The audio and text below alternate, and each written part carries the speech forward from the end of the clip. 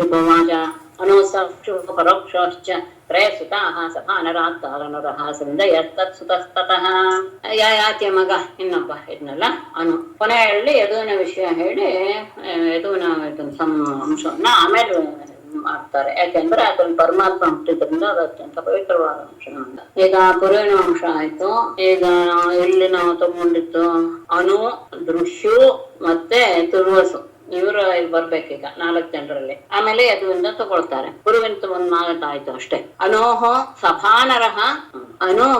ಸಭಾನರಃ ಚಕ್ಷುಃ ಪರೋಕ್ಷಃ ಚ ತ್ರಯಂ ಸುತಃ ಸಭಾನರಾತ್ ಕಾಲನರಃ ತತ್ಸುತಃ ಸೃಂಜಯಃ ತತಃ. ಅನೋಹೋ ಯಯಾತಿಯ ಮಗನಾದ ಅನು ಎನ್ನುವಂತ ನಮಗೆ ಅವನು ಉಳಿದವ್ರಿಗೆಲ್ಲ 4 ಜನರಿಗೂ ಸಹ ಇದನ್ನ ಬೇರೆ ಬೇರೆ ಬೇರೆಯಾಗಿ ಮಾಡಿಕೊಟ್ಬಿಟ್ಟ. ಪ್ರಧಾನವಾದದ್ದನ್ನ ಮಾತ್ರ ಪುರುವಿಗೆ ಕೊಟ್ಟ. ಚಕ್ರವರ್ತಿತ್ವವನ್ನ ಪುರುವಿಗೆ ಕೊಟ್ಟ. ಉಳಿದವ್ರಿಗೆಲ್ಲ ಸ್ವಲ್ಪ ಸ್ವಲ್ಪ ಭಾಗವನ್ನ ಕೊನೆಯ ಭಾಗವನ್ನ ಕೊಟ್ಟ ಅನ್ನೋದನ್ನ ನಾವು ನೋಡಿದ್ದೇವೆ. ಆಗ ಅನು ಎನ್ನುವಂತಹವನ ಮಗ ಸಭಾನರನ ಅನು ಎನ್ನುವಂಥವನಿಗೆ 3 ಜನ ಮಕ್ಕಳು. ಸಭಾನರ, ಚಕ್ಷು ಮತ್ತು ಪರೋಕ್ಷ ಎನ್ನುವಂಥವ್ರು ತ್ರಯಃಸುತ 3 ಜನ. ಸಭಾನರಾತ್ ಕಾಲನರ, ಸಭಾನರನ ಮಗ ಕಾಲನರ. ತತ್ಸುತಃ ಸೃಂಜಯ, ಅವನ ಮಗ ಸೃಂಜಯ. ತತಃ ಅವನ ಮಗ ಜನಮೇಜಯ. ಜನಮೇಜಯಸ್ತಸ್ಯ ಪುತ್ರೋ ಮಹಾಶೈಲೋ ಮಹಾಮನಾಃ ಉಷೀನರಸ್ಥಿತಿಕ್ಷುಶ್ಚ ಮಹಾಮನಸ ಆತ್ಮಜೌ. ತತಃ ಅಂದ್ರೆ ಸೃಂಜಯನ ಮಗನಾಗಿ ಜನಮೇಜಯ. ತಸ್ಯ ಪುತ್ರ ಮಹಾಶೀಲಃ, ತಸ್ಯ ಪುತ್ರ ಮತ್ತೆ ತಗೊಳ್ಬೇಕು ಮಹಾಮನಾಃ. ಆಮೇಲೆ ಮಹಾಮನನಿಗೂ ಮಹಾಮನಸಃ ಉಷೀನಃ ತಿತಿಕ್ಷುಶ್ಚ ಆತ್ಮಜೌ. ಸಂಜಯನ ಮಗ ಜನಮೇಜಯ. ಮತ್ತೆ ಮತ್ತೆ ಅದದೇ ಹೆಸರು ಬರುತ್ತೆ, ಕನ್ಫ್ಯೂಸ್ ಮಾಡ್ಕೊಳ್ಬೇಡಿ. ಆ ಜನಮೇಜಯ ಬೇರೆ, ಈ ಜನಮೇಜಯ ಬೇರೆ. ತಸ್ಯ ಪುತ್ರ ಮಹಾಶೀಲ, ಜನಮೇಜಯನ ಮಗ ಮಹಾಶೀಲ. ಮಹಾಶೀಲನ ಮಗ ಮಹಾಮನ. ಆ ಮಹಾಮನಿಗೆ ಮಹಾಮನಸಃ ಉಷೀನರಃ ತಿತಿಕ್ಷು. ಉಷೀನರ ಮತ್ತು ತಿತಿಕ್ಷು ಎನ್ನುವಂತಹ 2 ಮಕ್ಕಳು ಅವನಿಗೆ ಹುಟ್ಟಿದರು. ಯಾರಿಗೆ? ಮಹಾಮನ. ಅನುವಿನ ವಂಶ ತಗೊಳ್ತಾ ಇದ್ದೀವಿ. ಶಿಬಿರ್ವನ ಶ್ರಮಿರ್ದಕ್ಷ ಚತ್ವಾರೋ ಉಷೀನರಾತ್ಮಜಾಃ ವೃಷಾದರ್ಭಃ ಸುವೀರಶ್ಚ ಮತ್ರ ಕೈಕೇಯ ಆತ್ಮಜಾಃ. ಉಷೀನರಾತ್ಮಜಾಃ ಚತ್ವಾರಃ ಶಿಬಿಃ ವನಃ ಶಮಿಃ ದಕ್ಷಃ ವೃಷಾದರ್ಭಃ ಸುವೀರಃ ಮತ್ರಃ ಕೈಕೇಯಃ ಆತ್ಮಜಾಃ. ಅಂದ್ರೆ ಯಾರಿಗೆ? ಶಿಬಿಗೆ ಅಂತ. ಉಷೀನರಾತ್ಮಜಾಃ, ಉಷೀನರನ ಮಕ್ಕಳು ಶಿಬಿ, ವನ, ಶಮಿ ಮತ್ತು ದಕ್ಷ ಅಂತ 4 ಜನ ಮಕ್ಕಳು. ಅದರಲ್ಲಿ ಶಿಬಿಯ ಮಕ್ಕಳು 4 ಜನ, ಮತ್ತೆ ವೃಷಾದರ್ಭ, ಸುವೀರ, ಮದ್ರಃ ಮತ್ತು ಕೈಕೇಯ ಅಂತ. ಶಿಬೇಃ ಚತ್ವಾರೇ ವಾಸನ್ ತಿತಿಕ್ಷೋಶ್ಚ ವೃಷದ್ರಥಃ ತಥೋ ಹೇಮೋಥ ಸುತಪ ಬಲಿ ಸುತಪಸೋಭವತ್. ಆಮೇಲೆ ಉಷೀನರನ ತಮ್ಮನ ತಿತಿಕ್ಷುನ ವಿಷಯವನ್ನು ಹೇಳ್ತಾರೆ. ಶಿಬೇಃ ಚತ್ವಾರ ಆತ್ಮಜಾಹ ಅಂತ ಹಿಂದಿಗೆ ಅನ್ವಯ ಮಾಡ್ಕೊಳ್ಳಿ. ಕೈಕೇಯ ಆತ್ಮಜಾಹ ಶಿಬೇಃ ಚತ್ವಾರ ಇಲ್ಲಿ ಕೊಟ್ಟಿದ್ದಾರೆ, ಶಿಬಿಯ ಮಕ್ಕಳು ಅಂತ. ತಿತಿಕ್ಷೋಶ್ಚ, ತಿತಿಕ್ಷು ಎನ್ನುವಂಥವನಿಗೆ ವೃಷದ್ರಥಃ ಎನ್ನುವಂತಹ ಮಗನು. ತತಃ ಹೇಮಃ, ಆ ವೃಷದ್ರಥನಿಗೆ ಹೇಮ ಅಂತ ಮಗ. ಅಥ ಸುತಪಾಹ, ಆ ಹೇಮನಿಗೆ ಸುತಪ ಎನ್ನುವಂತಹ ಸುತಪನ ಮಗ. ಸುತಪಸಃ ಬಲಿಗೆ ಅಭವತ್, ಸುತಪನಿಗೆ ಬಲಿ ಎನ್ನುವಂತಹ ಮಗ ಹುಟ್ಟಿದ. ಶಿಬೇಃ ಚತ್ವಾರ ಎನ್ನುವಂತಹ ಶಬ್ದ ಹಿಂದಿನಕ್ಕೆ ಅನ್ವಯ. ಶಿಬೇಃ ಚತ್ವಾರ ಆತ್ಮಜಾಹ ವೃಷಾದರ್ಭಃ ಸುವೀರಃ ಮದ್ರಃ ಕೈಕೇಯಃ ಅಂತ. ಆಮೇಲೆ ಉಷೀನರನ ತಮ್ಮ ತಿತಿಕ್ಷುವಿನ ವಿಷಯವನ್ನು ಹೇಳ್ತಾ ಇದ್ದಾರೆ. ತಿತಿಕ್ಷುವಿಗೆ 4 ಜನ ವೃಷದ್ರಥ ಎನ್ನುವಂಥವನು ವಂಶ ಹೇಳ್ತಿದ್ದಾರೆ. ವೃಷದ್ರಥನ ಮಗ ಹೇಮ, ಹೇಮನ ಮಗ ಸುತಪ, ಸುತಪನ ಮಗ ಬಲಿ. ಈ ಬಲಿಗೆ ಮಕ್ಕಳಿರಲ್ಲ, ವಿಶೇಷ ಗಮನಿಸಿ. ಮುಂದೆ ಹೇಗೆ ರಾಜ್ಯ ಎಲ್ಲ ಹುಟ್ಟುತ್ತವನ್ನು ತಗೊಳ್ತಾರೆ. ಅಂಗವಂಗ ಕಲಿಂಗಾದ್ಯಾಹ ಸಿಂಹ ಪುಂಡ್ರಾಂಧ್ರ ಸಂಹಿತಾಹ ಜಗ್ನಿರೇ ದೀರ್ಘ ತಮಸಃ ಬಲೇ ಕ್ಷೇತ್ರೇ ಮಹೀಕ್ಷಿತಃ. ಅನ್ವಯ ಸ್ವಲ್ಪ ಗಮನಿಸ್ಕೊಂಡು ಬನ್ನಿ. ಬಲೇ ಮಹೀಕ್ಷಿತಃ ಬಲೇ ಕ್ಷೇತ್ರೇ ದೀರ್ಘತಮಸಃ ಅಂಗವಂಗ ಕಲಿಂಗಾದ್ಯಾಹ ಸಿಂಹ ಪುಂಡ್ರಾಂಧ್ರ ಸಂಹಿತಾಹ ಯಜ್ಞಿರೇ. ಬಲಿಗೆ ಮಕ್ಕಳಿರಲ್ಲ. ಆ ಸುತ ದೀರ್ಘತಮಸ ಎನ್ನುವಂತಹ ಋಷಿಯಿಂದ ಮಹೀಕ್ಷಿತಃ ಬಲೇಹೇ ಕ್ಷೇತ್ರೇ, ರಾಜನಾದಂತಹ ಬಲಿಯ ಕ್ಷೇತ್ರೆ ಅಂದ್ರೆ ಪತ್ನಿಯಲ್ಲಿ ದೀರ್ಘತಮಸ್ ಎನ್ನುವಂತಹ ಋಷಿಯಿಂದ ಅಂಗ ವಂಗ ಕಲಿಂಗಾದ್ಯಾಹ ಅಂದ್ರೆ ಕಲಿಂಗ ಮೊದಲಾದ ಅಷ್ಟೇ ಅಲ್ಲ, ಒಟ್ಟು 6 ಜನ ಮಕ್ಕಳು. ತುಮ್ಮ ಪುಂಡ್ರ ಆಂಧ್ರ ಸಂಹಿತಾಹ, ಈ 6 ಜನ ಮಕ್ಕಳು ದೀರ್ಘ ತಮಸ್ಸೆ ಋಷಿಯಿಂದ ಬಲಿಯ ಪತ್ನಿಯಲ್ಲಿ ಹುಟ್ಟುತ್ತಾರೆ. ಅವರ ಹೆಸರೇನೆ ಅಂಗ ವಂಗ ಕಲಿಂಗ ಸುಮ್ಮ ಪುಂಡ್ರ ಮತ್ತು ಆಂಧ್ರ ಅಂತ. ಅವರೆಲ್ಲರೂ ಸಹ ತಮ್ಮ ತಮ್ಮ ಹೆಸರಿನಲ್ಲಿಯೇ ರಾಜ್ಯವನ್ನ ಸ್ಥಾಪಿಸ್ತಾರೆ. ಅದರಲ್ಲೇ ಈಗ ಅಂಗದೇಶ ವಂಗದೇಶ ಕಳಿಂಗ ದೇಶ ಎಲ್ಲ ಇದೆಯಲ್ಲ, ಅದು ಈ ಬಲಿಯ ಮಕ್ಕಳ ಹೆಸರಿನಿಂದ ಸೃಷ್ಟಿಯಾದಂತಹ, ಅವರು ನಡೆಸಿದಂತಹ ದೇಶ ಹೇಳ್ತಾರೆ. ಚಕ್ರು ಸನಾಂನ ವಿಷಯಾನ್ ಷಡಿಮಾನ್ ಪ್ರಾಚ್ಯಕಾಶ್ಚತೆ ಖನಪಾನೋಂ ಗತೋ ಜಜ್ಞೆ ತಸ್ಮಾತ್ ದ್ವಿರಥಸ್ತತಃ ತೇ ಸ್ವನಾಮ್ನ ಪ್ರಾಚ್ಯಕಾನ್ ಷಟ್ ಇಮಾನ್ ವಿಷಯಾನ್ ಚಕ್ರುಹು ತತಃ ಅಂಗತಃ ಕನಪಾನಃ ಜಜ್ಞೆ ತಸ್ಮಾತ್ ದಿವಿರಥಃ ತತಃ ಸುತಃ ಧರ್ಮನಾಥಃ ಮುಂದೆ ಬರುತ್ತೆ. ತೇ ಆ 6 ಜನ ಇದ್ದಾರಲ್ಲ, ಅವರೆಲ್ಲರೂ ಸಹ ಪ್ರಾಚ್ಯಕಾಂಶ ಪೂರ್ವ ದಿಕ್ಕಿನಲ್ಲಿ ಷಟ್ ಇಮಾನ್ ವಿಷಯಾನ್ ತಮ್ಮ ತಮ್ಮದೇ ಹೆಸರಿನ ಈ 6 ದೇಶಗಳನ್ನ ಸ್ವನಾಮ್ನ ಚಕ್ರು ತಮ್ಮ ಹೆಸರಿನಿಂದಲೇ ಇವರೆಲ್ಲರೂ ಸಹ ಸ್ಥಾಪಿಸಿದರು. ಅದರಲ್ಲಿ ಮೊದಲನೆಯವನ ಅಂಗನ ಮಗ ಅಂಗತಃ ಕನಪಾನಃ, ಅಂಗನಿಗೆ ಕನಪಾನ ಎನ್ನುವಂತಹ ಮಗ ಉಂಟ. ತಸ್ಮಾತ್ ಅಂಗಜ್ಞೆ ತಸ್ಮಾತ್ ದಿವಿರಥ, ಆ ಕನಪಾನನಿಗೆ ದಿವಿರಥ ಎನ್ನುವಂತಹ ಮಗ. ತತಃ ಸುತೋ ಧರ್ಮರಥೋ ಯಸ್ಯ ಜಜ್ಞೆ ಚಿತ್ರರಥೋ ಅಪ್ರಜಾಃ ರೋಮಪಾದ ಇತಿ ಖ್ಯಾತಃ ತಸ್ಮೈ ದಶರಥ ಸಖಾ. ತತಃ ಅಂದ್ರೆ ದಿವಿರಥನ ಮಗ ತಗೊಳ್ಬೇಕು. ಸುತಃ ಧರ್ಮರಥಃ ಯಸ್ಯ ಅಪ್ರಜಾಃ ಚಿತ್ರರಥಃ ರೋಮಪಾದಃ ಇತಿ ಖ್ಯಾತಃ ತಸ್ಮೈ ಸಖಾ ದಶರಥಃ. ವಿಷಯ ಅರ್ಥಕ್ಕೆ ದಿವಿರಥನ ಮಗ ಧರ್ಮರಥ, ಯಸ್ಯ ಯಾವ ಧರ್ಮರಥನಿಗೆ ಚಿತ್ರರಥ ಎನ್ನುವಂಥವನು ಜಜ್ಞೆ ಹುಟ್ಟಿದ. ಆ ಚಿತ್ರರಥನಿಗೆ ಅವನು ಅಪ್ರಜಾ, ಅವನಿಗೆ ಸಂತತಿ ಇರ್ಲಿಲ್ಲ. ಅಂದ್ರೆ ಧರ್ಮರಥನ ಮಗ ಚಿತ್ರರಥ, ಅವನಿಗೆ ಮಕ್ಕಳಿರ್ಲಿಲ್ಲ. ಅವನ ಹೆಸರೇನೆ ರೋಮಪಾದ ಇತಿ ಖ್ಯಾತ. ಅವನಿಗೆ ರೋಮಪಾದ ಎನ್ನುವಂತಹ ಹೆಸರು ಸಹ ಇತ್ತು, ಹಾಗೆ ಅವನು ಪ್ರಸಿದ್ಧನಾಗಿದ್ದ. ಇತ್ಯಪಿ ಚಿತ್ರರಥ ಅವನ ಹೆಸರು, ಅವನೇ ರೋಮಪಾದ ಎನ್ನುವ ಹೆಸರಿನಿಂದ ಪ್ರಖ್ಯಾತನಾಗಿದ್ದ. ಅವನಿಗೆ ಮಕ್ಕಳಿರಲ್ಲ, ಹಾಗಾಗಿ ತಸ್ಮೈ ಆ ರೋಮಪಾದನಿಗೆ ಸಖಾ ದಶರಥ ಗೆಳೆಯನಾದ ದಶರಥನು ಶಾಂತಾಂ ಸ್ವಕನ್ಯಾಂ ಪ್ರಾಯಚ್ಛತ್ ಋಷ್ಯಶೃಂಗ ಉವಾಹತಾಂ ದೇವೇ ಅವರ್ಷತಿ ಯಂ ರಾಮಃ ಆನಿನ್ಯು ಹರಿಣೀಸುತಂ. ತನ್ನ ಅವನ ಗೆಳೆಯನಾದಂತಹ ದಶರಥ ಅಂತ ಇಟ್ಕೊಂಡು ಮುಂದೆ ಹೇಳ್ತೀನಿ. ಸ್ವಕನ್ಯಾಂ ಶಾಂತಾಂ ಪ್ರಾಯಚ್ಛತ್ ಆಂ ಋಷ್ಯಶೃಂಗ ಉವಾಹ ಯಂ ಹರಿಣೀಸುತಂ ದೇವೇ ಅವರ್ಷತಿ ರಾಮಃ ಆನಿನ್ಯು. ರೋಮಪಾದ ಅಂತ ಪ್ರಸಿದ್ಧನಾದ ಚಿತ್ರರಥ, ಅವನಿಗೆ ಮಕ್ಕಳಿರಲಿಲ್ಲ. ಅವನ ಗೆಳೆಯನಾದಂತಹ ದಶರಥ ಸ್ವಕನ್ಯಾಂ ಶಾಂತಾಂ ಪ್ರಾಯತ್, ತನ್ನ ಮಗಳಾದಂತಹ ಶಾಂತೆಯನ್ನ, ಅವನ ಮಕ್ಕಳಿಲ್ವಲ್ಲ ಅಂತ ಇನ್ನು ತನ್ನ ಮಗಳಾದಂತಹ ಶಾಂತೆಯನ್ನ ಅವನಿಗೆ ಕೊಟ್ಟ. ಅವಳನ್ನ ತಾಂ ಋಷ್ಯಶೃಂಗ ಉವಾಹ, ಋಷ್ಯಶೃಂಗ ಎನ್ನುವಂತಹವನು ಅವಳನ್ನ ಮದುವೆಯಾದ.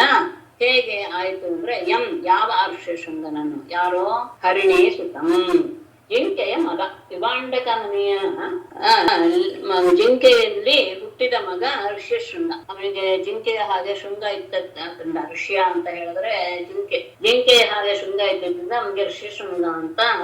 ಜಿಂಕೆ ಅನ್ನೋದಕ್ಕಿಂತ ಗಂಡು ಸಾರಂಗ ಅಂತ ಹೇಳ್ತಾರೆ. ಸಾರಂಗ ಅಂದ್ರೆ ಕೋಡಿರುತ್ತಲ್ಲ ಆ ತರದ ಋಷ್ಯಶೃಂಗ. ಅವನು ಹರಿಣಿಯಲ್ಲಿ ಹುಟ್ಟಿದವನು. ಅವನು ಹುಟ್ಟಿದಾಗ್ಲಿಂದ ಸ್ತ್ರೀಯರನ್ನೇ ನೋಡಿರೋದಿಲ್ಲ.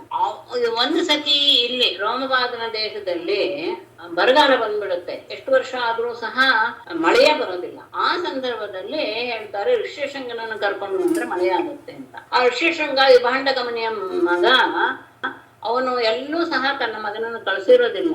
ಒಮ್ಮೆ ವಿಭಾಂಡಕ ಮನೆ ಆಶ್ರಮದಲ್ಲಿ ಇಲ್ಲದೆ ಇರುವಾಗ ಈ ರೋಮಪಾದನ ದೇಶದಿಂದ ಹೋದಂತಹ ಕೆಲವರು ಸುಂದರಿಯರು, ರಾಮಾಹ ಅನ್ನೋ ಶಬ್ದ ಇದೆ ಗಮನಿಸಿ, ರಾಮಾಹ ಅಂದ್ರೆ ಸುಂದರಿ ರಾಣಿ ರಾಮ ಅಂತ ಸುಂದರಿ ಎನ್ನುವ ಅರ್ಥದಲ್ಲಿರುವಂತಹ ಶಬ್ದ. ರಾಮ ಅಲ್ಲ, ಶ್ರೀರಾಮ ಅಲ್ಲ, ನಾಗ್ತಿರ್ಲಿ. ಸುಂದರಿಯಾದಂತಹವರು ಹೋಗಿ ಅಂದ್ರೆ ಅಲ್ಲಿವರೆಗೂ ಅವನು ಸ್ತ್ರೀಯರನ್ನೇ ನೋಡಿರೋಲ್ಲ, ಮತ್ತೆ ಬೇರೆ ಬೇರೆ ಇದು ಏನು ಖಾದ್ಯ ವಸ್ತುವನ್ನು ಸಹ ನೋಡಿರಲ್ಲ. ಅದನ್ನೆಲ್ಲ ತಗೊಂಡು ಹೋಗಿ ಅವನನ್ನ ವಶಮಾಡಿಸಿಕೊಂಡು ಇದ್ದಕ್ಕಿದ್ದ ಹಾಗೆ ಅವನನ್ನ ಆಶ್ರಮದಲ್ಲಿ ಬಾಂಡಕೋಣಿಯಲ್ಲಿ ಇದ್ದಾಗ ಕರ್ಕೊಂಡ್ ಬಿಟ್ಟಿದ್ದಾರೆ ತಮ್ಮ ದೇಶಕ್ಕೆ. ಅವನು ಹೆಜ್ಜೆ ಇಟ್ಟ ತಕ್ಷಣವೇ ವರುಣದೇವ ಮಳೆ ಸುರಿಸ್ತಾನೆ ಅನ್ನೋದು ಒಂದು ಕಥೆ. ಅದೇ ಅವರು ಹೇಳ್ತಾರೆ, ಹರಿಣೀ ಸುತಂ ದೇವೇ ಅವರ್ಷತಿ. ವರುಣನು ಮಳೆಯನ್ನು ಸುರಿಸದೇ ಇರುವಂತಹ ಸಂದರ್ಭದಲ್ಲಿ ಹರಿಣೀ ಸುತಂ, ಯಾವ ಜಿಂಕೆಯ ಹುಟ್ಟಿದಂತಹ ಮಗನಾದ ಋಷ್ಯಶೃಂಗನನ್ನು ಆನಿನ್ಯು ತಮ್ಮ ರಾಜ್ಯಕ್ಕೆ ಕರೆದುಕೊಂಡು ಬಂದರು.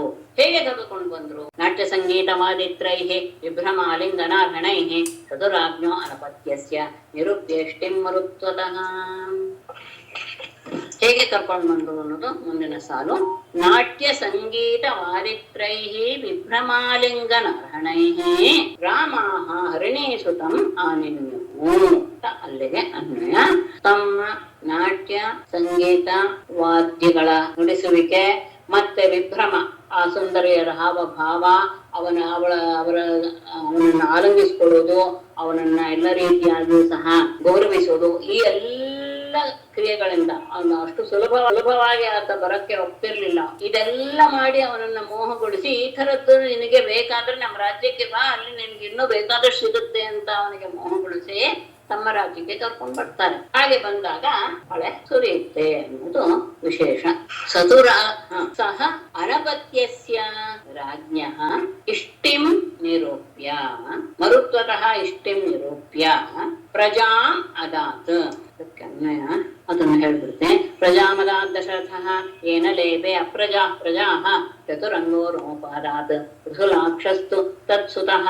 ಸಹ ತು ಆ ಋಷ್ಯಶೃಂಗನು ಅನಪತ್ಯಸ್ಯ ರಾಜ್ಞಃ ಸಂತತಿ ಇಲ್ಲದೆ ಇರುವಂತಹ ರೋಮಪಾದನಿಗೆ ಮರುತ್ವತಃ ಇಂದ್ರನಿಂದ ಇಷ್ಟಿಂ ನಿರೂಪ್ಯ ಯಾಗವನ್ನ, ಇಂದ್ರನಿಗೆ ಸಂಬಂಧಪಟ್ಟಂತಹ ಯಾಗವನ್ನ ಮಾಡಿಸಿ ಪ್ರಜಾಂ ಅದಾತ್ ಮಕ್ಕಳಾಗುವ ಹಾಗೆ ಮಾಡಿದ. ಅಷ್ಟೇ ಅಲ್ಲ, ಏನ ಅಪ್ರಜಾಹ ದಶರಥಃ ಪ್ರಜಾಹ ಲೇಪೆ. ಅಷ್ಟೇ ಅಲ್ಲ, ಸಂತತಿ ಇಲ್ಲದೆ ಇರುವಂತಹ ದಶರಥನೂ ಸಹ ಋಷ್ಯಶೃಂಗನ ಕಾರಣದಿಂದಲೇ ಆತನೇ ಇದು ಪುತ್ರಕಾಮೇಷ್ಟಿ ಯಾಗ ಮಾಡಿಸ್ತಾನೆ. ಅದರಿಂದ ಅವನು ಸಹ 4 ಜನ ಮಕ್ಕಳನ್ನ ಪಡೆದ. ರೋಮಪಾದಾತ್ ಚತುರಂಗಃ ತತ್ಸುತಃ ಪೃಥುಲಾಕ್ಷ. ಒಂದಕ್ಕೊಂದು ಸಂಬಂಧ ಅರ್ಥ ಆಯ್ತು ಅಂತ ಭಾವಿಸ್ತೇನೆ. ಈ ರೀತಿಯಾದಂತಹ ತಮ್ಮ ನಾಟ್ಯ ಸಂಗೀತ ವಾದ್ಯಾದಿಗಳ ಪ್ರಭಾವದಿಂದ, ತಮ್ಮ ಒಂದು ವೈಯಾರಗಳಿಂದ, ಆಲಿಂಗನ ಮತ್ತು ಅನೇಕ ರೀತಿಯ ಉಪಹಾರವನ್ನ ಅವನಿಗೆ ಅಂದ್ರೆ ಉಡುಗೊರೆಯ ರೂಪದಲ್ಲಿ ಕೊಟ್ಟಂತಹ ವಸ್ತುಗಳಿಂದ ಅವನನ್ನ ತಮ್ಮ ದೇಶಕ್ಕೆ ಕರೆದುಕೊಂಡು ಬಂದಾಗ ಅಲ್ಲಿ ಮಳೆ ಸುರಿಯುತ್ತೆ. ಅಲ್ಲಿ ಆಮೇಲೆ ರೋಮಪಾದನಿಗೆ ಮಕ್ಕಳು ಇಲ್ಲದೆ ಇರೋದ್ರಿಂದ ಇಂದ್ರನೇ ಪ್ರಧಾನನಾಗಿರುವಂತಹ ಯಾಗವನ್ನ ಮಾಡಿಸಿ, ಯಾರು ಋಷ್ಯಶೃಂಗ ಮಾಡಿದೆ, ಆತನಿಗೆ ಸಂತತಿ ಉಂಟಾಗುವ ಹಾಗೆ ಮಾಡಿದ್ದು ಋಷ್ಯಶೃಂಗನೇ. ಅಷ್ಟೇ ಅಲ್ಲ, ಅದೇ ಋಷ್ಯಶೃಂಗನಿಂದ ದಶರಥನೂ ಸಹ ಸಂತತಿ ಇಲ್ಲದೆ ಇರುವಂತಹ ದಶರಥನೂ ಸಹ 4 ಜನ ಮಕ್ಕಳನ್ನ ಪಡೆದ ಪುತ್ರಕಾಮೇಷ್ಟಿ ಆಗದಿಂದ. ಆ ರೋಮಪಾದನಿಗೆ ಹುಟ್ಟಿದ ಮಗ ಯಾರು ಅಂದ್ರೆ ರೋಮಪಾದ ಅದು ಚತುರಂಗ. ರೋಮಪಾದನ ಮಗ ಚತುರಂಗ. ತತ್ಸುತಃ ಪೃಥುಲಾಕ್ಷ, ಅವನ ಮಗ ಪೃಥುಲಾಕ್ಷ ಎನ್ನುವನು ಚತುರಂಗನ ಮಗ. ಪೃಥುಲಾಕ್ಷ ಮೇಡಮ್, ಇಲ್ಲಿ ಪ್ರಜಾ ರೋಮಪಾದನೆ ಪ್ರಜಾ ಶಬ್ದ ಅನ್ನೋದು ಅದ್ ಯಾವಾಗ್ಲೂ ನಿತ್ಯ ಬಹುವಚನ ಆಗಿದೆಯಾ ಅಥವಾ? ಇಲ್ಲ ಆಕಾರ ಅಂತ ಸ್ತ್ರೀಲಿಂಗ ಶಬ್ದ ಅದು. ಸ್ತ್ರೀಲಿಂಗ ಶಬ್ದನ? ಹಾಗಾದ್ರೆ ದ್ವಿತೀಯ ವ್ಯಕ್ತಿನೂ ಪ್ರಜಾಹ ಅಂತಾನೆ ಬರುತ್ತೆ. ಅಲ್ಲಿ ಒಂದ್ ಕಡೆ ನಿತ್ಯ ಬಹುವಚನ ಅಂತ ಹಾಕಿದ್ರು, ಆದ್ರೆ ಇದಕ್ಕೆ ಕೇಳ್ದೆ. ಇಲ್ಲ ನಿತ್ಯ ಬಹುವಚನ ಅಲ್ಲ, ಆದ್ರೆ ನಿತ್ಯ ಸ್ತ್ರೀಲಿಂಗ. ಪ್ರಜಾ ಶಬ್ದಕ್ಕೆ ಬಹುಚಂದ ಅರ್ಥವೂ ಬರುತ್ತೆ ಅಂತ. ಹೇಗೆ ಜನಃ ಇದ್ದ ಹಾಗೆ. ಹಾಗೆ, ಸರಿ. 2 ಅರ್ಥ ಬರುತ್ತೆ. ಹೌದು, 2 ಅರ್ಥ ಬಂದ್ರೆ ಏಕವಚನವನ್ನೇ ಬಳಸಿದ್ರು ಸಹ ಬಹುಚಂದ ಅರ್ಥವನ್ನು ತಗೋಬಹುದು. ಆದ್ರೆ ಪ್ರಜಾ ಶಬ್ದಕ್ಕೆ ಏಕವಚನವನ್ನೇ ಮಾಡಿದ್ರೆ ಸಂತತಿ ಎನ್ನುವ ಅರ್ಥವೂ ಇದೆ. ಸರಿ. ಆಮೇಲೆ ಇನ್ನೊಂದು, ಹೇಗೋ ವ್ಯಾಕರಣ ಕೇಳಿದಾರ ನಿಮ್ಗೆ ಗೊತ್ತಾಗ್ಬೋದು ಅಂತ ಹೇಳ್ತಿದ್ದೀನಿ. ಅಪ್ರಜಾಹ ಅಂತ ಇದೆ ಹಿಂದೆ. ಅಪ್ರಜಾಹ ಅಂದ್ರೆ ಅದು ಅಪ್ರಜಸ್ ಶಬ್ದ, ಸಕಾರಾಂತ ಶಬ್ದ, ದಶರಥನ್ಗೆ ವಿಶೇಷಣ. ಅಪ್ರಜಾಹ ದಶರಥಃ ಏನ ಪ್ರಜಾಹ ಲೇಪೆ. ಸಂತತಿ ಇಲ್ಲದೆ ಇರುವಂತಹ ದಶರಥ ಯಾವ ಋಷ್ಯಶೃಂಗನಿಂದ ಮಕ್ಕಳನ್ನು ಪಡೆದನೋ. ಪ್ರಜಾಹ ಎನ್ನುವುದು ಆಕಾರಾಂತ ಸ್ತ್ರೀಲಿಂಗ ಬಹುವಚನ, ಇಲ್ಲಿ ಅಪ್ರಜಸ್ ಶಬ್ದ. ಅರ್ಥ ಆಯ್ತು. ಬೃಹದ್ರಥೋ ಬೃಹತ್ ಕರ್ಮ ಬೃಹದ್ ಭಾನುಶ್ಚ ತತ್ಸುತಾಃ ಆದ್ಯಾತ್ ಬೃಹನ್ಮನಾಸ್ತಸ್ಮಾತ್ ಜಯದ್ರಥ ಉದಾಹೃತಃ. ತತ್ಸುತಾಃ ಬೃಹದ್ರಥಃ ಬೃಹತ್ಕರ್ಮ ಬೃಹದ್ಭಾನುಃ ಚ ಆದ್ಯಾತ್ ಬೃಹನ್ಮನಾಃ ತಸ್ಮಾತ್ ಜಯದ್ರಥಃ ಉದಾಹೃತಃ. ತತ್ಸುತಾಃ ಅಂದ್ರೆ ಪೃಥುಲಾಶ್ವ ಹಿಂದಕ್ಕೆ ತಗೊಳ್ಬೇಕು. ಪೃಥುಲಾಕ್ಷನ ಮಕ್ಕಳು ತತ್ಸುತಾಃ 3 ಜನ. ಯಾರ್ಯಾರು? ಬೃಹದ್ರಥ, ಬೃಹತ್ಕರ್ಮ ಮತ್ತು ಬೃಹದ್ಭಾನು ಅಂತ. ಆದ್ಯಾತ್ ಅಂದ್ರೆ ಮೊದಲನೆಯವನ ಬೃಹದ್ರಥನಿಂದ ಅಂತ. ಬೃಹನ್ಮನ ಎನ್ನುವಂತಹ ಮಗ ಹುಟ್ಟಿದ. ತಸ್ಮಾತ್ ಜಯದ್ರಥ ಉದಾಹೃತಃ. ಬೃಹನ್ಮನನ ಮಗ ಜಯದ್ರಥ ಎನ್ನುವನು. ವಿಜಯಸ್ತಸ್ಯ ಸಂಭೂತ್ಯಾಂ ತತೋ ಧೃತಿರಜಾಯತ ತತೋ ಧೃತವರ್ತಸ್ತಸ್ಯ ಸತ್ಕರ್ಮ ಅಧಿರತಸ್ತತಃ. ತಸ್ಯ ಸಂಭೂತ್ಯಾಂ ವಿಜಯಃ ತತಃ ಧೃತಿಃ ಅಜಾಯತ ತತಃ ಧೃತವ್ರತಃ ತಸ್ಯ ಸತ್ಕರ್ಮ ತತಃ ಅಧಿರಥಃ. ತಸ್ಯ ಅಂದ್ರೆ ಜಯದ್ರಥನಿಗೆ ಸಂಭೂತಿ ಎನ್ನುವಂತಹ ಪತ್ನಿಯಲ್ಲಿ ವಿಜಯ ಎನ್ನುವಂತಹ ಮಗ ಹುಟ್ಟಿದ. ತತಃ ಆ ವಿಜಯನಿಗೆ ಧೃತಿ ಅಜಾಯತ ಧೃತಿ ಎನ್ನುವಂತಹ ಮಗ ಹುಟ್ಟಿದ. ತತಃ ಧೃತವ್ರತಃ ಧೃತಿಯಿಂದ ಧೃತವ್ರತ ಎನ್ನುವಂತವನು. ತಸ್ಯ ಸತ್ಕರ್ಮ ಧೃತವ್ರತನ ಮಗ ಸತ್ಕರ್ಮ. ತತಃ ಅಧಿರಥಃ ಸತ್ಕರ್ಮನ ಮಗ ಅಧಿರಥ. ಈ ಅಧಿರಥನೇ ಮುಂದೆ ಕರ್ಣನ ಪ್ರಾರ್ಥನೆ. ಯೋಸೋ ಗಂಗಾ ತಟೆ ಕ್ರೀಡನ್ ಮಂಜೂಷಾಂತರ್ಗತಂ ಶಿಶುಂ ಕುಂತ್ಯಾಪವಿದ್ಧಂ ಕಾನೇನಂ ಅನಪತ್ಯೋ ಅಕರೋತ್ಸುತಂ. ಅಧಿರಥನಿಗೆ ಮಕ್ಕಳಿರಲ್ಲ.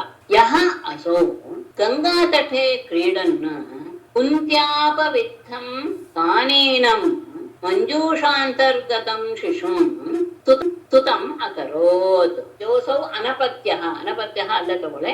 ಯೋಸೌ ಅನಪತ್ಯ ಯಾವ ಈ ಅಧಿರಥನು ಮಕ್ಕಳಿಲ್ಲದೆ ಇದ್ದವನಾಗಿದ್ದ. ಗಂಗಾ ತಟೆ ಕ್ರೀಡನ್ ಒಮ್ಮೆ ಗಂಗಾ ತೀರದಲ್ಲಿ ಅಲ್ಲಿ ವ್ಯವಹಾರ ಮಾಡ್ತಾ ಇದ್ದಾಗ ಕುಂತ್ಯ ಅಪವಿದ್ಧಂ ಕಾನೇನಂ ಕುಂತೆಯಿಂದ ಅವಕ್ಕೆ ಹೆದರಿ ಬಿಟ್ಟಂತಹ ಕಾನೇನಂ. ಕಾನೇನ ಅಂದ್ರೆ ಮದುವೆ ಆಗದೆ ಕನ್ಯಾವಸ್ಥೆಯಲ್ಲಿಯೇ ಹುಟ್ಟಿದವರನ್ನ ಕಾನೇನ ಅಂತ ಕರೀತಾರೆ. ಕಾನೇನ ಅಂದ್ರೆ ಕನ್ಯಾವಸ್ಥೆಯಲ್ಲೇ ಹುಟ್ಟಿದಂತಹ ಆ ಮಂಜೂಷಾಂತರ್ಗತಂ ಶಿಶು ಒಂದು ಪೆಟ್ಟಿಗೆಯಲ್ಲಿ ಇದ್ದಂತಹ ಮಗುವನ್ನ ಸುತಂ ಅಕರೋತು ತನ್ನ ಮಗನನ್ನಾಗಿ ಮಾಡಿಕೊಂಡ. ಅವನೇನೆ ಕರ್ಣ ಅಂತ. ಆದ್ರೆ ಮೇಡಮ್ ಅಧಿರಥ ಸೂತ ಅಂತ ಹೇಳಿದಲ್ಲ, ಇಲ್ಲಿ ಬರುತ್ತೆ ರಾಧೆ ಅಂತ ಹೇಳ್ತಾರೆ. ಅಲ್ಲ ಸೂತನ ಮಗ ಸೂತಪುತ್ರ ಅಂತ ಅರ್ಜುನ ಇದ್ ಮಾಡ್ತಾನಲ್ಲ, ನಿಂದಿಸ್ತಾನಲ್ಲ.